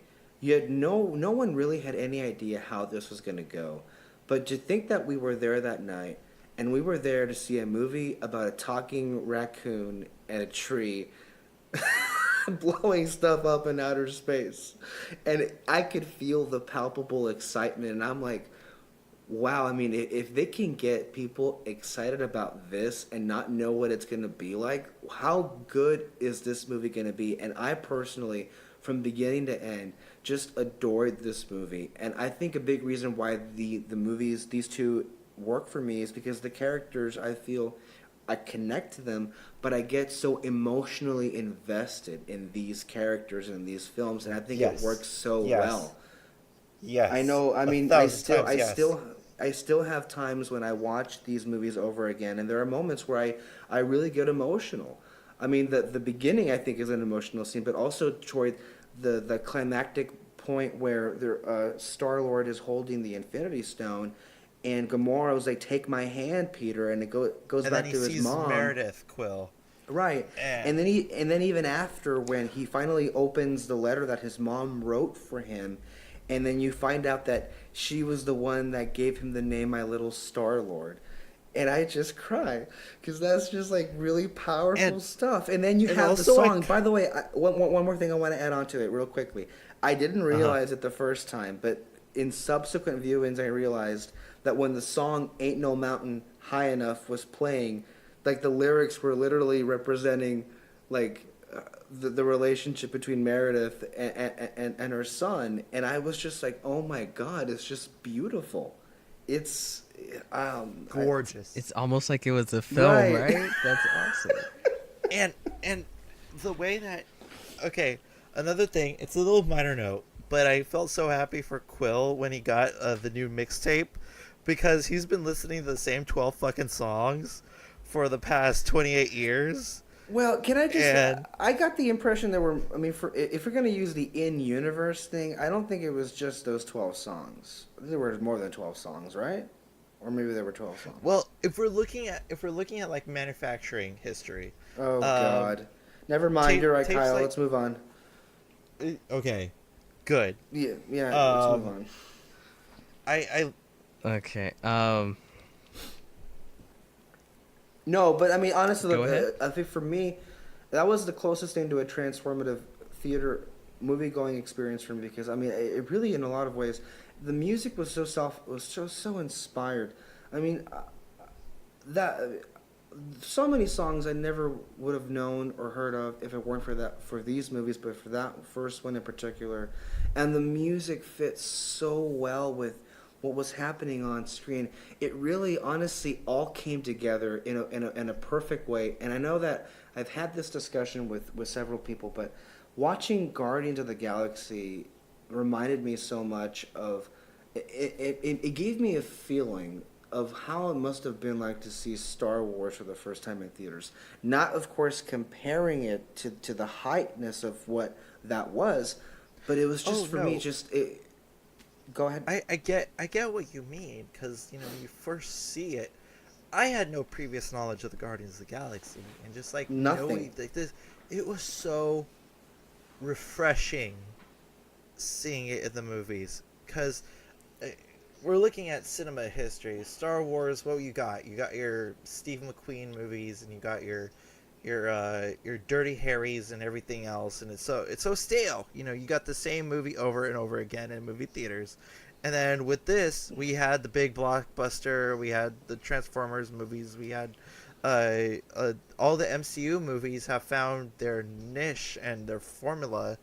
And with Guardians of the Galaxy, it was just so refreshing seeing. Yeah. And that right there is what I could see where you're going with.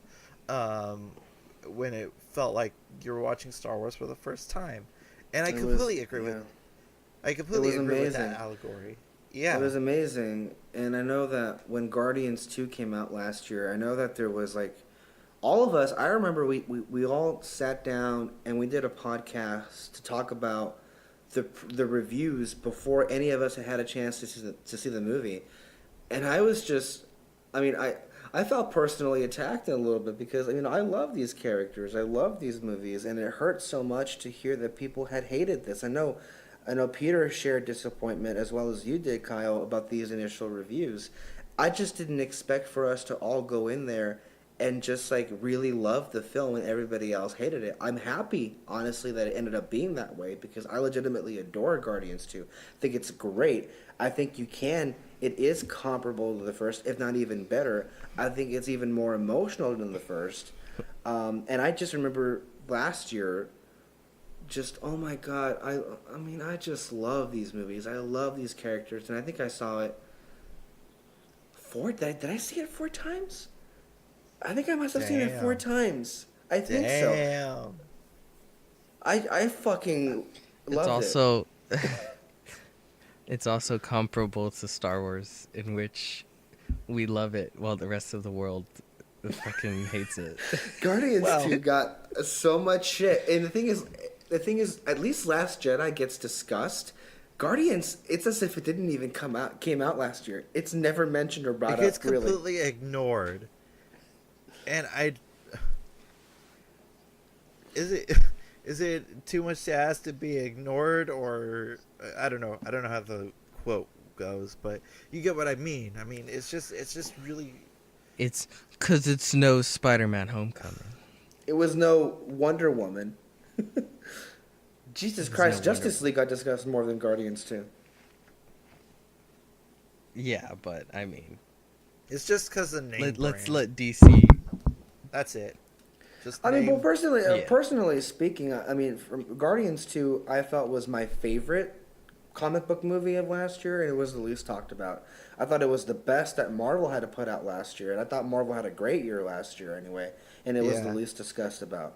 And I just think, for me, All 3 of those movies last year made my top 10. yes, also, I think that says something. also, I think Guardians 2 in particular, I feel is an example of the fact that it's not always a formula. It's not always a machine.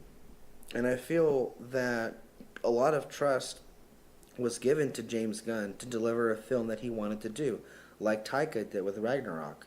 For better or for worse, but Ryan Coogler, I know that maybe we have disagreement with Ryan Coogler. I thought Ryan Coogler did have control over that film.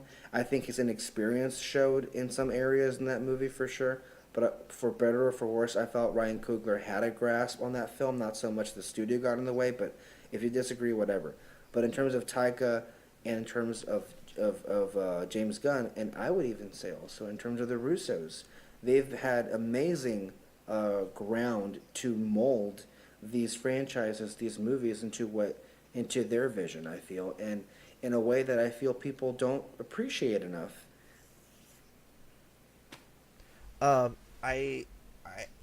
To me, I think Gunn is the most talented out of all of the people who's worked on Marvel.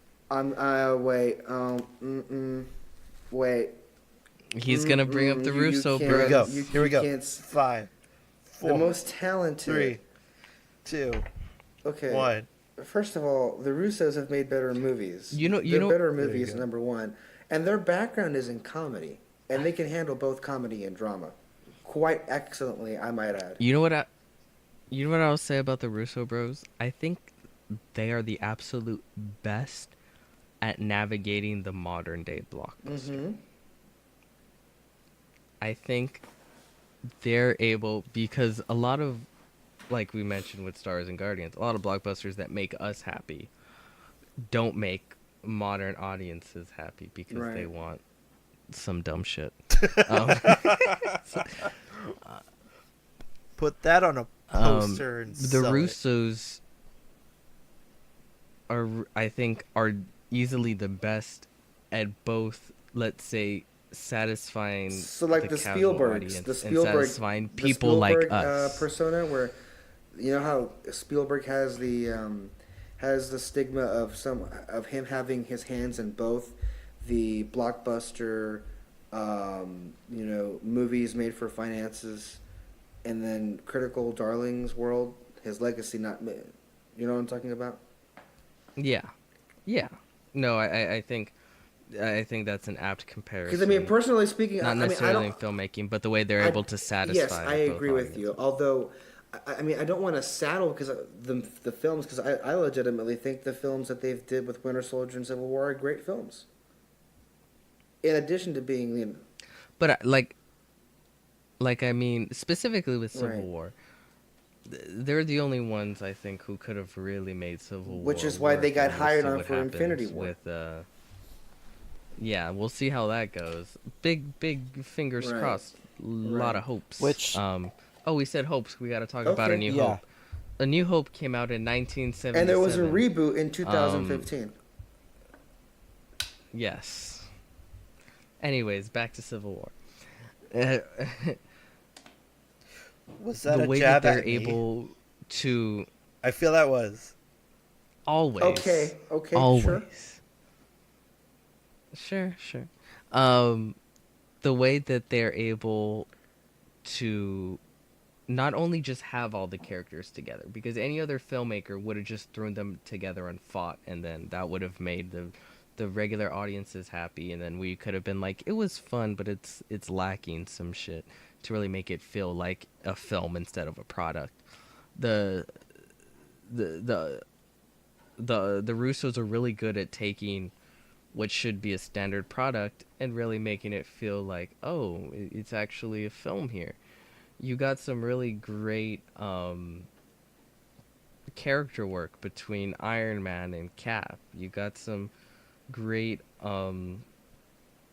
story sort of love line going on between Scarlet Witch and Vision and a lot of these side characters, and the way that they perfectly were able, you as an audience always understood why all of these characters, which was like 12 of them, let's say, why they were on the side that they were on. And when it came to the point where they were, punching each other, you never were there questioning, wait, why is this happening? It never felt like it was happening just because the film needed it to. So it felt deliberate. like Deliberate, and it felt like an organic conclusion. And also, at the same time, it wasn't just lame fight scenes that we've always seen before. They were actually quite inventive and creative. And they delivered what I think, again, haven't seen Infinity War yet, but is the best comic book Well, I think action to scene build on of all what Peter time. was saying about what they did with Civil War is, I think in terms of the 12 characters, yes, they gave them all their moments, but also in terms of this whole concept of Civil War, this whole concept of two opposing viewpoints, I think they masterfully set up the two opposing viewpoints in the embodiment of Steve and Tony, and I think their motivations is when I think of their motivations and how they were set up. When I think of Alfre Woodward's character, taking the photo of Charlie Spencer, her son, and hitting it against Tony, and that being his trigger point.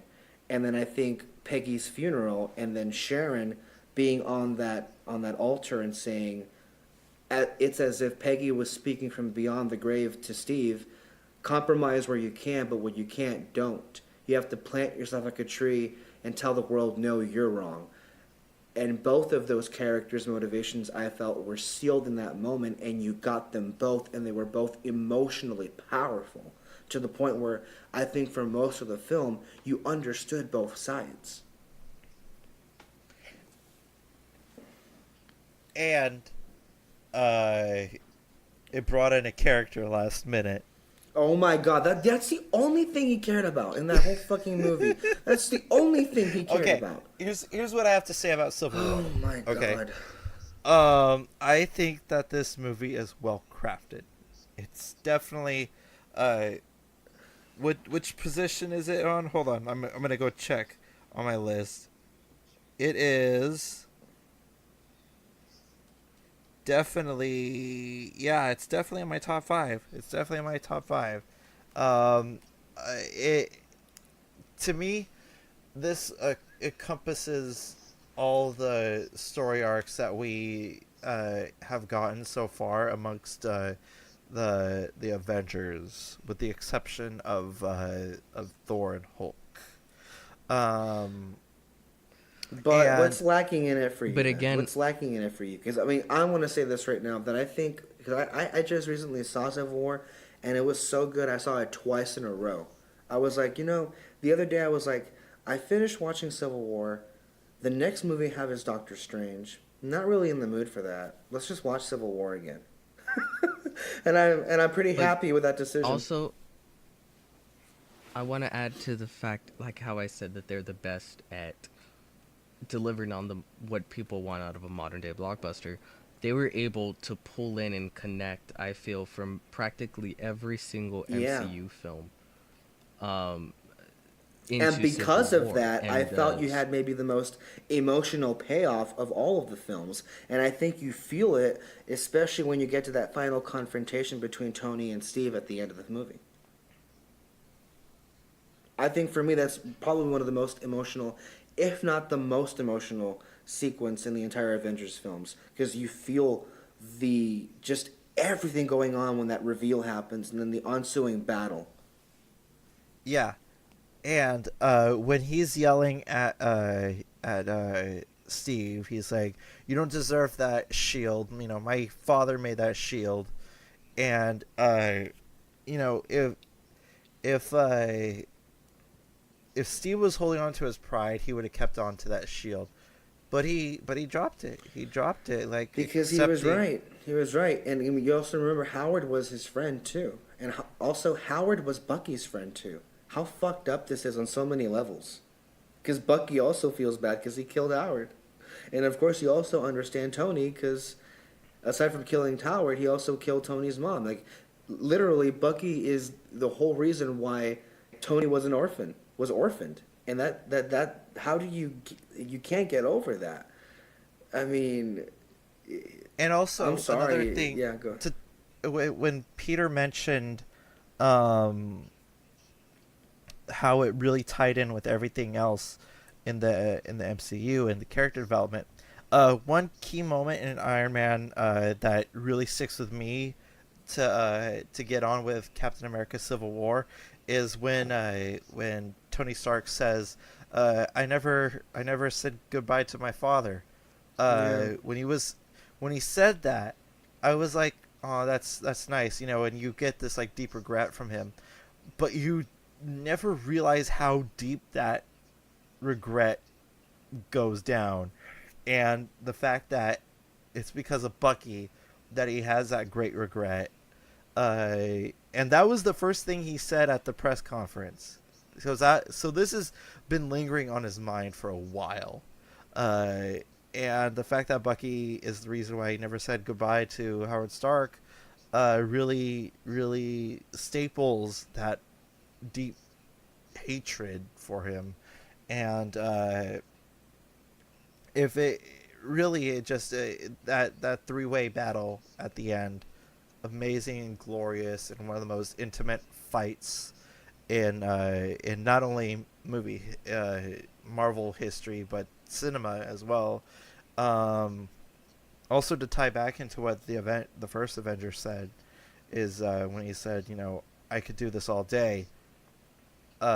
Beautiful callback.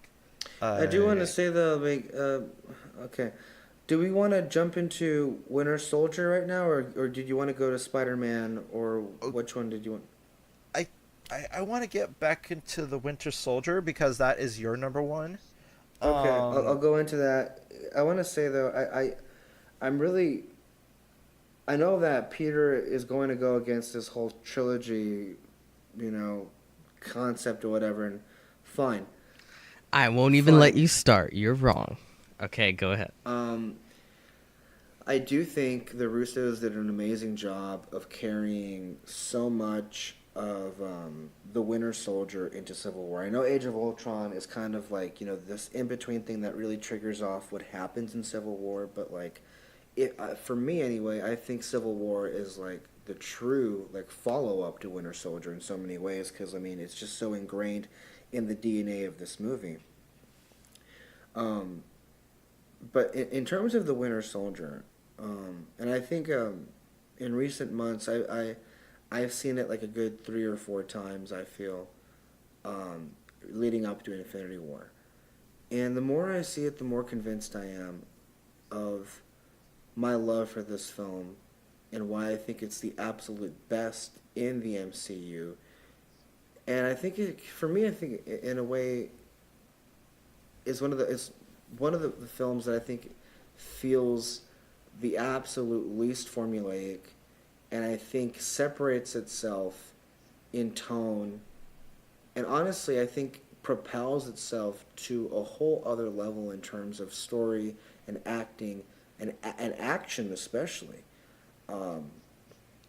the arc that Steve Rogers goes through. I mean, I personally connect with what he's going through and how disaffected he feels with with agendas and governments and everything. Because I mean that We get it. You don't like well, Trump. no, this was before Trump. This was way before Trump. This is the Trump thing happened way after. I mean, remember this film came out in 2014. Obama was still in office, and I think at that point I had just become so disappointed in his second term and that nothing had being done, and I had just resigned myself into the way that politics really works, and I was just so disaffected with everything, and I understood Cap's struggle with, finding his place in all this, because I felt as lost as he did. 2014. It was one of the worst years of my life. It was a great year in film, one of the worst years of my life, because I just felt so lost and there was just no identity or whatever. And I felt so adrift as he did in this film. And that's when you saw Boyhood. Yes. Okay. Yes. It's still my favorite movie. Okay. Shut up. Should have won. Anyway. God, I don't want to get off it. Did you know it took 12 years to Fuck make? you. Yes, I did know. It took 12 years. Anyway, By to the this way, film. I saw the trailer and I'm very much looking for Don Quixote. Yeah, okay, fuck you. But so much more even than the first Avengers, just watching the film and seeing the scenes with Steve. I mean, I don't know, it just brings me back. I remember watching that film, being blown away the first time. I thought it was a great story, and I mean, for me, it's the most emotionally resonant. I think it's also has some of the highest, if not the highest highs in the MCU, some of the best action. I think Black Widow is the best in this movie. I think she's a great supporting character to Steve. I think this is the movie I felt that made me fall in love with Black Widow and her friendship with Steve. And Falcon is great. The Winter Soldier is a great villain for this movie. In this movie, Hydra, the reveal of Hydra. Of course, I'd be remiss if I didn't mention how this movie single-handedly saved Agents of S.H.I.E.L.D. Literally. There we go. Only mentioned. There we go. There we go, guys. That's what it is. There we go. But that's There okay. we go. Single-handedly saved Because the show. Captain I'm not Marvel's gonna dwell too come much on it 'cause and make the I'm whole not show. gonna dwell too much. Okay. Captain Marvel's gonna come and make the show null and void, so it's okay. Well, I mean, if you want to be the heartbeater of death, Peter, which I know you enjoy doing, okay, I guess it brings you some joy in this. And I guess it's become a joke here. I mean, I love the show Agents of S.H.I.E.L.D. No shit. And I felt that this movie saved it, and I'm so thankful that it did for it. But I don't know. Just the more that I watch The Winter Soldier, the more I feel this was just truly the best of them all. And it will always have a special place in my heart for how much of an impact it was. I mean, if it wasn't for Boyhood that year, The Winter Soldier was easily my favorite movie of 2014, and it's just gonna stay with me. A little side note on everything. There was a deleted scene in Spider-Man: Homecoming. Remember when Peter and everybody was going to Washington D.C.? There was a deleted scene in which in the school bus they passed some of the damage that was done in Captain America: The Winter Soldier. The Triskelion. Yeah. So I'm like, damn, it's taking the Winter Soldier did a number on DC. Yeah, literally, and figuratively, and also in the comics. Word of the wise though, just ignore the 8 years later from Homecoming. It really fucks everything up. I just really. I rather just ignore Agents of S.H.I.E.L.D. I would rather ignore your fucking existence, you piece of shit. Anyway, speaking of Spider-Man: Homecoming, let's talk Spider-Man: Homecoming, guys. Fuck you. Why? I meant Peter. Exactly. Oh, okay. I thought we were united, but No, I guess we're not. divided. We even have a poster of me and you on Civil War. Remember the one that Julio made? No, I made that. Oh wait, you That's made not it, Kyle? bad. I made it. Yeah. Oh shit. Okay. I should give it to you guys as like presents. You should, huh? Frame it and everything, print it out. Needs to be framed. It needs to be Yeah, framed. because that's literally our ongoing relationship. Peter and I always just fight to the death. And it's so perfect too. It's like I put Alexis on the Captain America side, and I put Peter on the Tony Stark side. It's good to be back. I love Iron Man 2, guys. I love it. Homecoming. Can I say Yes. this? Say anything. Homecoming. Spider-Man Homecoming, I feel, is sort of like, to me, it's basically like the very like average ones. Let me finish. Because I already know you guys are gonna start like. Well, I at least wasn't saying Alexis, I don't anything, and Kyle can The say because very- I was just ignoring what you were saying. So know. Oh, okay. That's Yeah. usually how it goes. The very average ones like Doctor Strange and Ant-Man and Black Panther, but it's executed extremely well. Like it's still like, to me there's no like real artistic voice behind it. It's still shot and directed like It's a studio film by shot Peter and directed Parker. it, not like an artist. Oh, that's true. But it's executed really well. Like all the jokes really land. They actually have a villain that is worth giving a damn Dude. about. There's at least a small little arc for Peter Parker. So yeah, I wouldn't. That's I my 2 wouldn't cents. say the word small. I thought it was a meaningful arc. But I think It's I think it meaningful, works but I because do Peter think it's a Parker's a small great one. character, and so is Spider-Man. I Yeah. have to say, Michael Keaton is one of the best MCU villains. Easily. Easily. my God, he was just like so wonderful up on Top screen. 5, yeah. That scene where he was like, good old Spider-Man was there to save the day. Chills. Also, the Little Vulture suit was chills. amazing.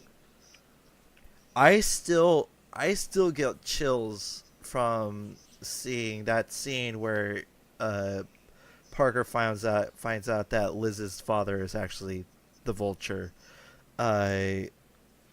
It still has a lasting effect, you know, and that's the sign of I think good acting and good writing all in itself, and it's a good one. In terms of like Spider-Man movies, where do you guys rank this? Well, I think it's I know easily- I know it's a side ranking, but like where It's do you? the third. It's the third best movie, and I look just to keep it on Homecoming. Yeah, keep it on third. Homecoming. I think again, this movie needed to be what it was, and it needed to do was to fix Peter Parker's character. I think in the eyes of audiences, because what the Amazing Spider-Man and the Amazing Spider-Man 2, I think, was run that character to the ground in that franchise. I think it destroyed everything that was meaningful about that character in that franchise to the point where nobody cared about him anymore. Yeah, I didn't want another Spider-Man anything after The Amazing Spider-Man. Those films are goddamn horrible. I think they're trash. And for Honestly, the they're people trash. that like the first they're trash. Yes, we are shitting on them, Kyle. Fuck you, Amazing Spider-Man movies. Oh. You goddamn trash. films. Okay, go on. The point is, the reason why I think Spider-Man works well is because it's not.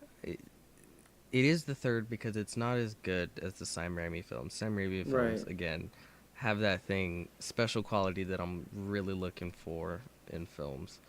This one was more standard, but it was executed incredibly well. I also do want to say is that I felt. they couldn't very well copy the exact same thing as Spider-Man. You Yeah, couldn't you because couldn't. the best version already exists. And I think almost like how we are with the Star Wars films, every new Spider-Man movie is going to fight for third position, I feel. This is just a Yeah. reality.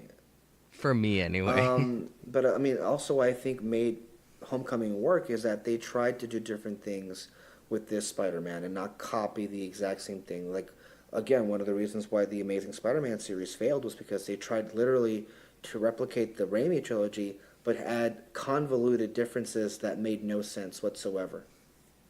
It tried to be the dark, gritty version That of Spider-Man. concept is disgusting to me. I'm sorry. The dark and gritty Spider-Man. The untold story of his parents or his parents' death.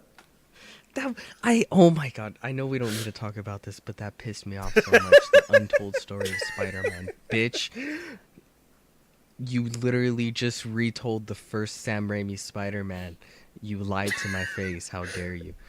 Like, Point is, Homecoming differentiated itself in a lot of big ways that really benefited. I also want to say, if you want to hear more about our Spider-Man rantings, go and listen to those audio commentaries. Especially the third one. They're a lot of fun. Oh God, not that one. I much like pretty much the only thing that I absolutely adored in the Hulk. I like how they cut straight to the chase and not do the whole getting bit by a spider shtick. It was like brought again. down to like mere words within sentences. Everybody knows. Yeah, Yeah. and you don't need to know about Uncle Ben. Uncle Ben's story and the whole Spider-Man Homecoming was just one sentence, and he wasn't even mentioned by name. Tom Holland is an inspired choice to play Peter Parker. I love the way that he plays him. I think that it's just like a well-constructed Spider-Man movie. Yeah, and I think the way that they introduced him into the MCU has been honestly pretty perfect. From Civil War on to where we are now. Flawless. It was flawless, and I have to say that the way that the Russo brothers inserted him into the universe, perfect. I also want to say this. I know that Peter They did doesn't God's like Black work, Panther. pretty much. I know Peter doesn't like Black Panther, but I remember him loving like it. Black It's fine. Panther when the Russos handled him. So here's hoping, Yes, I did. I actually because I feel liked him that, and find him and I more agree with you. interesting. I think Black Civil Panther had War. an actual arc in Civil War, unlike in his own movie. He kind of had one, but it wasn't executed that in any interesting Like Civil It's War. gonna way be- to me anyway. It's But- going to be interesting yeah. to see what the Russo brothers do with Wakanda itself. Well, it's like they know. I mean, They're gonna destroy you know, it. the way Peter laughed at that was just so evil. They're gonna destroy it. Yes. Good. Don't worry, it'll be fine by the time. Good. It'll be fine by the time Black Panther 2 comes out in 2020 or 2021. I think we might get a Black Panther sequel before we get a Doctor Strange one at this point. All right. Well, Spider-Man was great. Can we talk about Thor? Because I think Ragnarok really saved that character, and Yeah, I was surprised how little I cared because I put Thor 1 and 2 as my bottom. It's one of the literally- greatest soft reboots ever.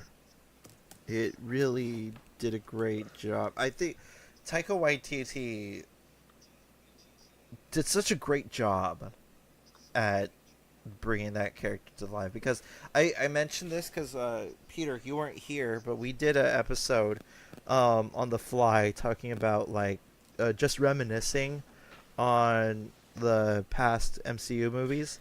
it's And- basically a preview to the preview.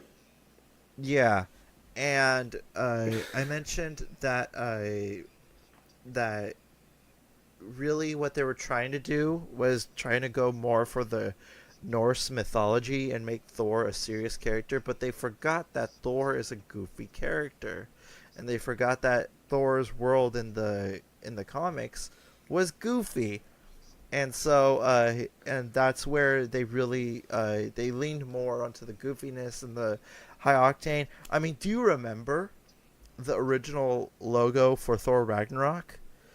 It looked like doom and gloom and all that stuff, and then Taika Waititi stepped in, and it looked like, you know, it looked like 80s Saturday Night Fever kind of vibe with it. I remember when they announced Phase 3 and they had Thor Ragnarok in that logo, and I remember talking with Peter, and Peter like actually being initially excited for the darkness that was going to be Ragnarok. I think he and I were actually looking forward to what they were going to do. But then when Taika was brought in, and then when the logo changed, it became very apparent that the tone for the film changed completely. And I want to go to Peter because I know that Peter had mixed feelings initially when the movie came out about Ragnarok. And I want to know where you are now a little bit about the evolution of Ragnarok. I think it's still in the same place for me. Every time that it feels like the film is allowed to just be the product of Taika Waititi's weird mind, I love it, and it's fun, and it's just goofy weirdness that I'm in love with. But then when it's sort of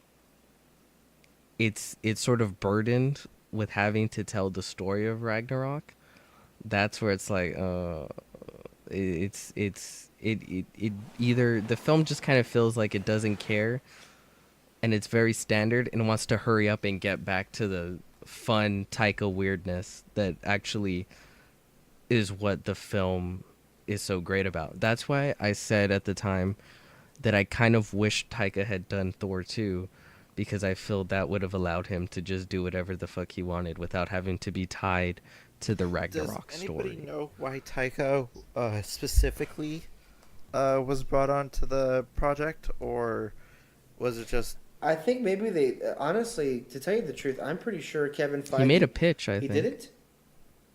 I think he pitched. He I think did he make made a pitch. because I think that's what happened. Yeah. I think Kevin Yeah. Feige was under the impression they're going to make a Thor 3 in the exact same vein of 1 and 2. And make it dark and the whole stuff. Yeah. But then Taika came in and had a pitch, and he was like, you know what, that sounds like a great idea. Let's do that. Okay.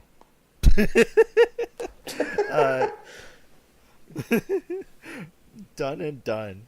I don't know.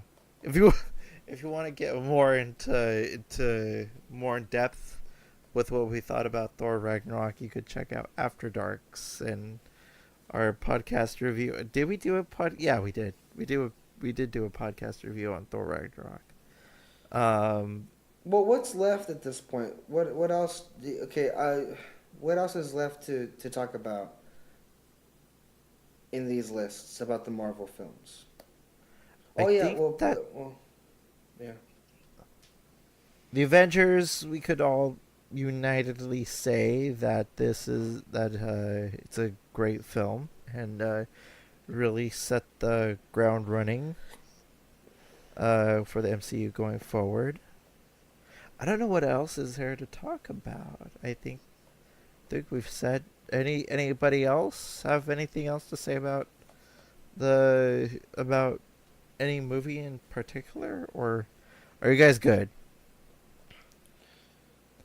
Let me quickly skim at where we did we touch Age of Ultron? I think that one's kind of an interesting. Let's talk about it. one. Let's do it. Yeah, let's do it. I have it. I think I have it higher than you guys. Really? Oh yeah, I I think have you it did. at 9. Whoa. Okay, I have it at 11. Alexi, Wow, you put it at 9? yeah. Okay. Why? Why? Okay. Tell me why. Here is me living up to my cliche on why I like movies. It's that thing I know. No. James Spader as Ultron.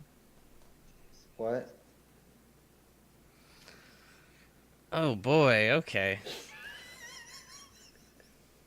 Elaborate. James Spader as Ultron was such a unique, because you could have picked like somebody of the vein of like Christopher Plummer, somebody who could like put on this like dark kind of serious kind of demeanor, but they picked James Spader, which is very interesting to me.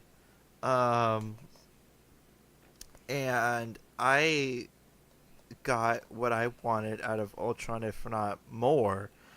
And the way that he is pretty much the mindset of Tony Stark and everything. I love his mannerisms. I love his quotes. He's one of the more memorable villains to me. Immediately top 5 in the MCU out of all the 18 movies that's come out in the past.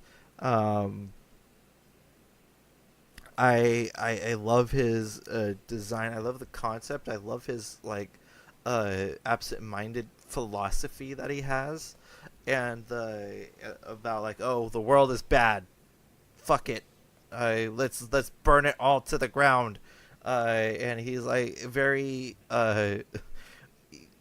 he is a robot, so it makes sense. It's unlike other villains who's like, oh, let's rule the world for everything, and because he's pretty much like angsty teen. I love it.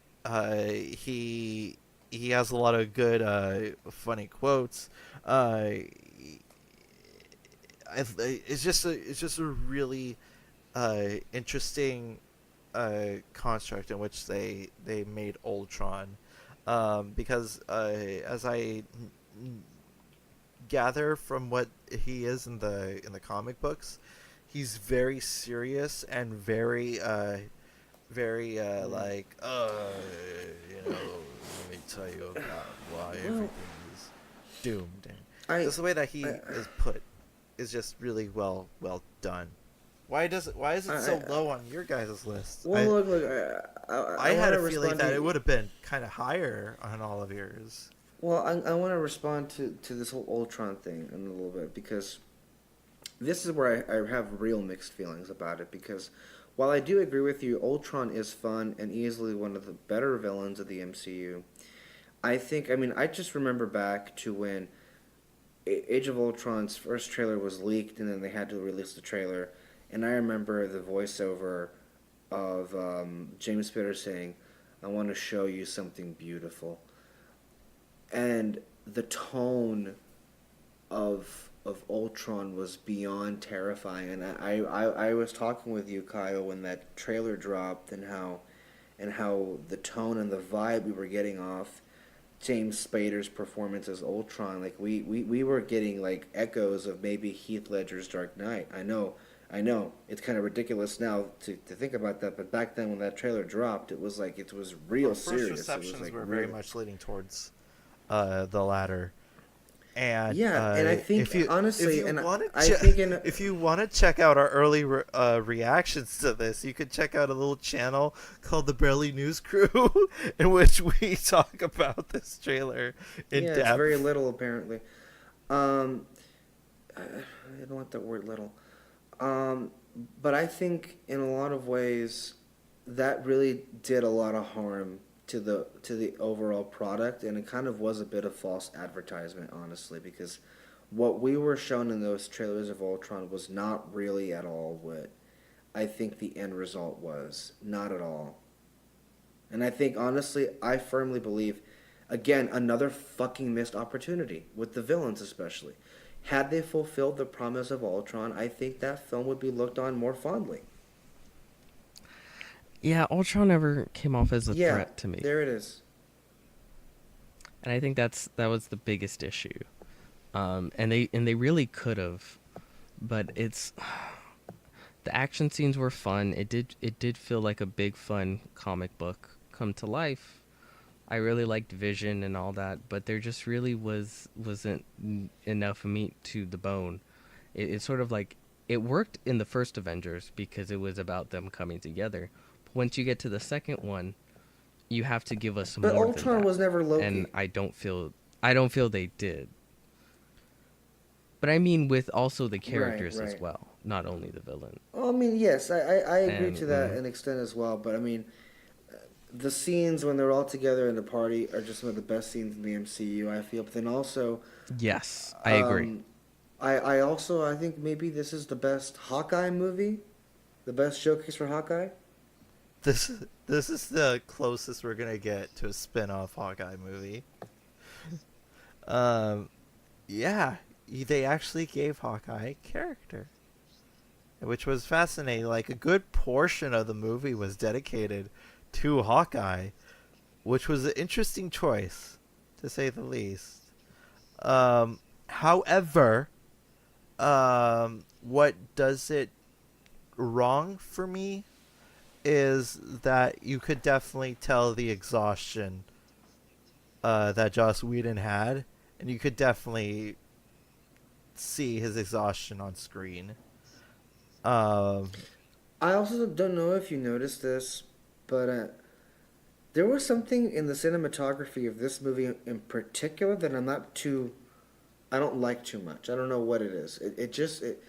It felt.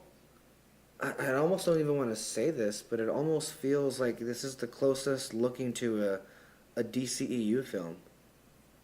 Not all the way there, but I just felt that the colors were really downplayed in this movie. Oh wow! Really? Yeah. Maybe it may have just been the screen I mean, I didn't get that impression watching it in the theater. Mind you, I got that impression off my most recent viewing on my laptop, which could affect things. It probably is. I thought it was one of the most colorful. When you see Ragnarok, nothing But as I mean- colorful as that. Also, great introduction to Yeah, Claw. that's true. Oh my god, it gets me upset. That is one of the Yeah. most upsetting things about Black Panther to me. If not the most upsetting. It just how many? Okay, this is another example of a villain they had that worked off the bat, and they just kill him Fuck off. it up. Like somebody needs to from Ben Kingsley's Mandarin to James Spader's I'm an Ultron actor. to kill. I mean, not Killmonger. To Claw. To God, what was the other one we were talking about? That's how bad it I is. forget. That's how bad it is. We keep on forgetting. Just like missed opportunity after missed opportunity, and it's like, and it got so bad at one point, and I think even Kyle forgets his name. Remember, I am Malekith. Oh, that's his name, Malekith. Oh my god. Malachite? It was Malekith. Malnutrition. Call him malnutrition. Also, again, missed opportunity with Mickey Rourke as Ivan Vanko. You just go up and down the line. It's just like, just flat out laziness, and it's getting disgusting to me. It really is. I remember Rourke's performance way more than I do with Mads Mikkelsen's performance in Doctor Strange. Well, yeah. It's just. I want the But I mean, viper. overall, though, Age of Ultron, I do enjoy, and I do like a lot. And I think it's also a great showcase for why these Avengers are superheroes, because a big part of the third act is getting people the hell out of Sokovia. And I think That ultimately the Sokovia sad thing scene. is people still died, apparently. Yeah. That Sokovia scene still puts me at the edge of my seat to this day, even after my, in the recent viewing, I was like, okay, I'm all for this. I love the third act a lot. It's kind of like the third act was where I started to get bored because it's just a lot of punch. To me, it's a little bit more Punch, than punch, that. punch, It's punch. just they're they're trying to. Well, you're wrong. Oh, okay, sure. But it's just the whole You evacuation. have done that thing. yourself. Quicksilver's character is a little weak to me. I don't think You he's don't weak. say. I just don't think he's anywhere near as good as the X-Men version. He's He's there. there. And Yeah. then he's not. And then he's Oh shit. Okay. What was I gonna say? Oh yeah, since Civil War is your number one, Peter, which I have to say surprises me Yes. because the last time you and I sat down, you were quite critical of this film. Yeah, there's video. Really? Go back on Barely News Crew. It's all on their Marvel Pro. What did I say? I don't know. It's the video. Ask the video. Somebody's doing the video too. I don't know. fake But news. you said I was critical. I mean, I have the best assume Wrong. videos. You would I have the best evidence. quotes. I have the best quotes. I have the best missiles. Oh my god.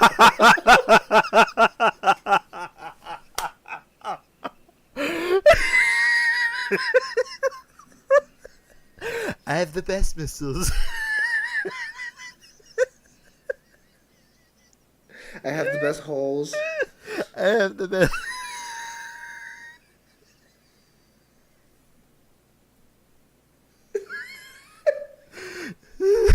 Peter, you don't know what we're talking about. We did this whole bit last podcast. I'm done carrying. So What did he say?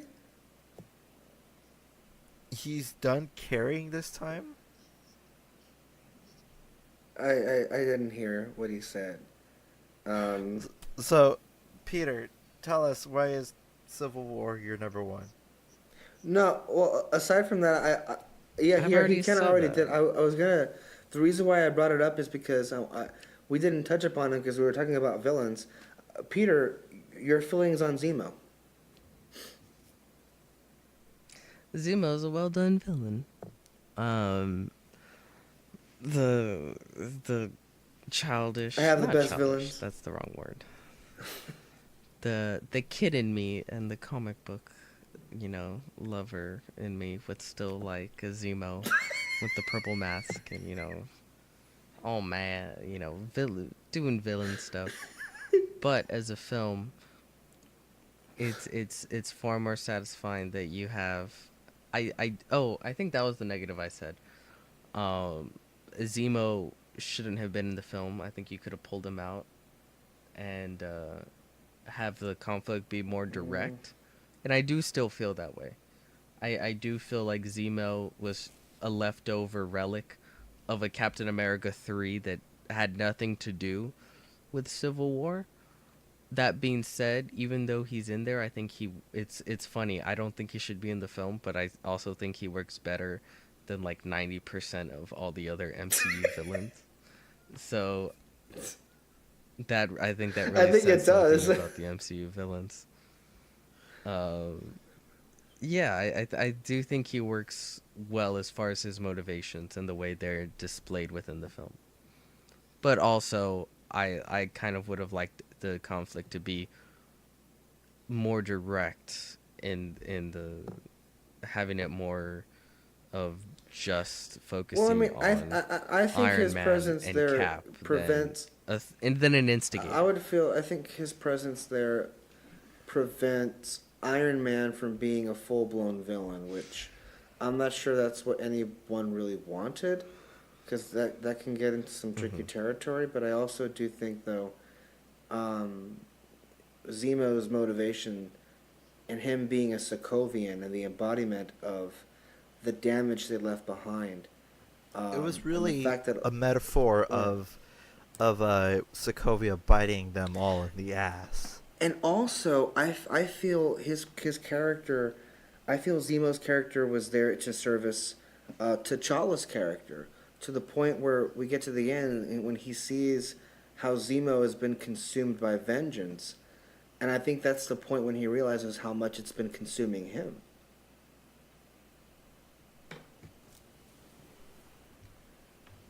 Yes, it does work for Black Panther's arc. I agree. But you could also fit that into Iron Man and the way vengeance consumes him at the end. You still could have made it work without Okay, him, I feel. I mean that's fair. I just like this version.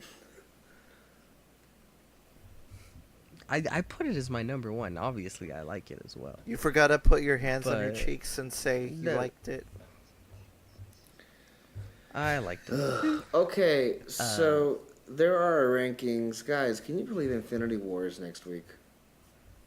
Dude, it's Oh my god. it's 7 days. Wait, yeah, it's still 7 days. As of we're recording, it's 7 days until we. Oh my god. It's exactly a week. Well, actually, oh no, it's not midnight here yet. It's 6 days for Alexis. It's 7 days for Yeah, us we're seeing it in IMAX, because we're in different which is time gonna be zones. Yes. very interesting and cool to see. And then Alexis is watching it in the nation's capital.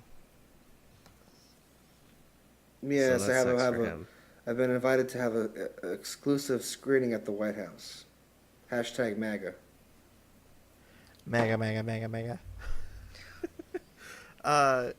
By the way, remember if you want to appear Okay, on the what the podcast hell with is us, with you and just tweet associating this hashtag hashtag MAGA with me? to Alexis No. Sota. No, no. Yes, Are just you tweet guys Alexis saying Soto, you hashtag guys MAGA, want to and you have an will appear on the extended show. invitation to Mr. Donald J. Trump? No, I'm saying if anyone listening wants to be on the podcast, they just need to tweet hashtag MAGA to Alexis You J. can Soto. you can tweet at And me. they'll You be can find entered me in a at, you can find me at sweepstakes. Great the Alexis on Twitter. You pretty much all you have to do is log on, just hashtag renew Agents of Shield, and I'll be on there. No, but you have to tweet hashtag MAGA to him. I won't respond to terrorists.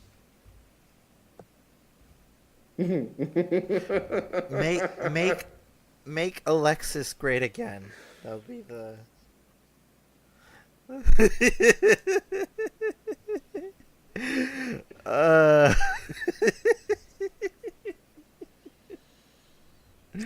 So that was our podcast. Or make Agents of S.H.I.E.L.D. great again. Either which way. So that was our podcast. Check us out on iTunes and podcast.com. And then check out, because we have a lot of Infinity War content coming up. So check that out. And guys, that was our rankings list. Did you guys agree with what we had? If you didn't, you could comment. What? Okay, thanks for watching, guys. Bye. Bye.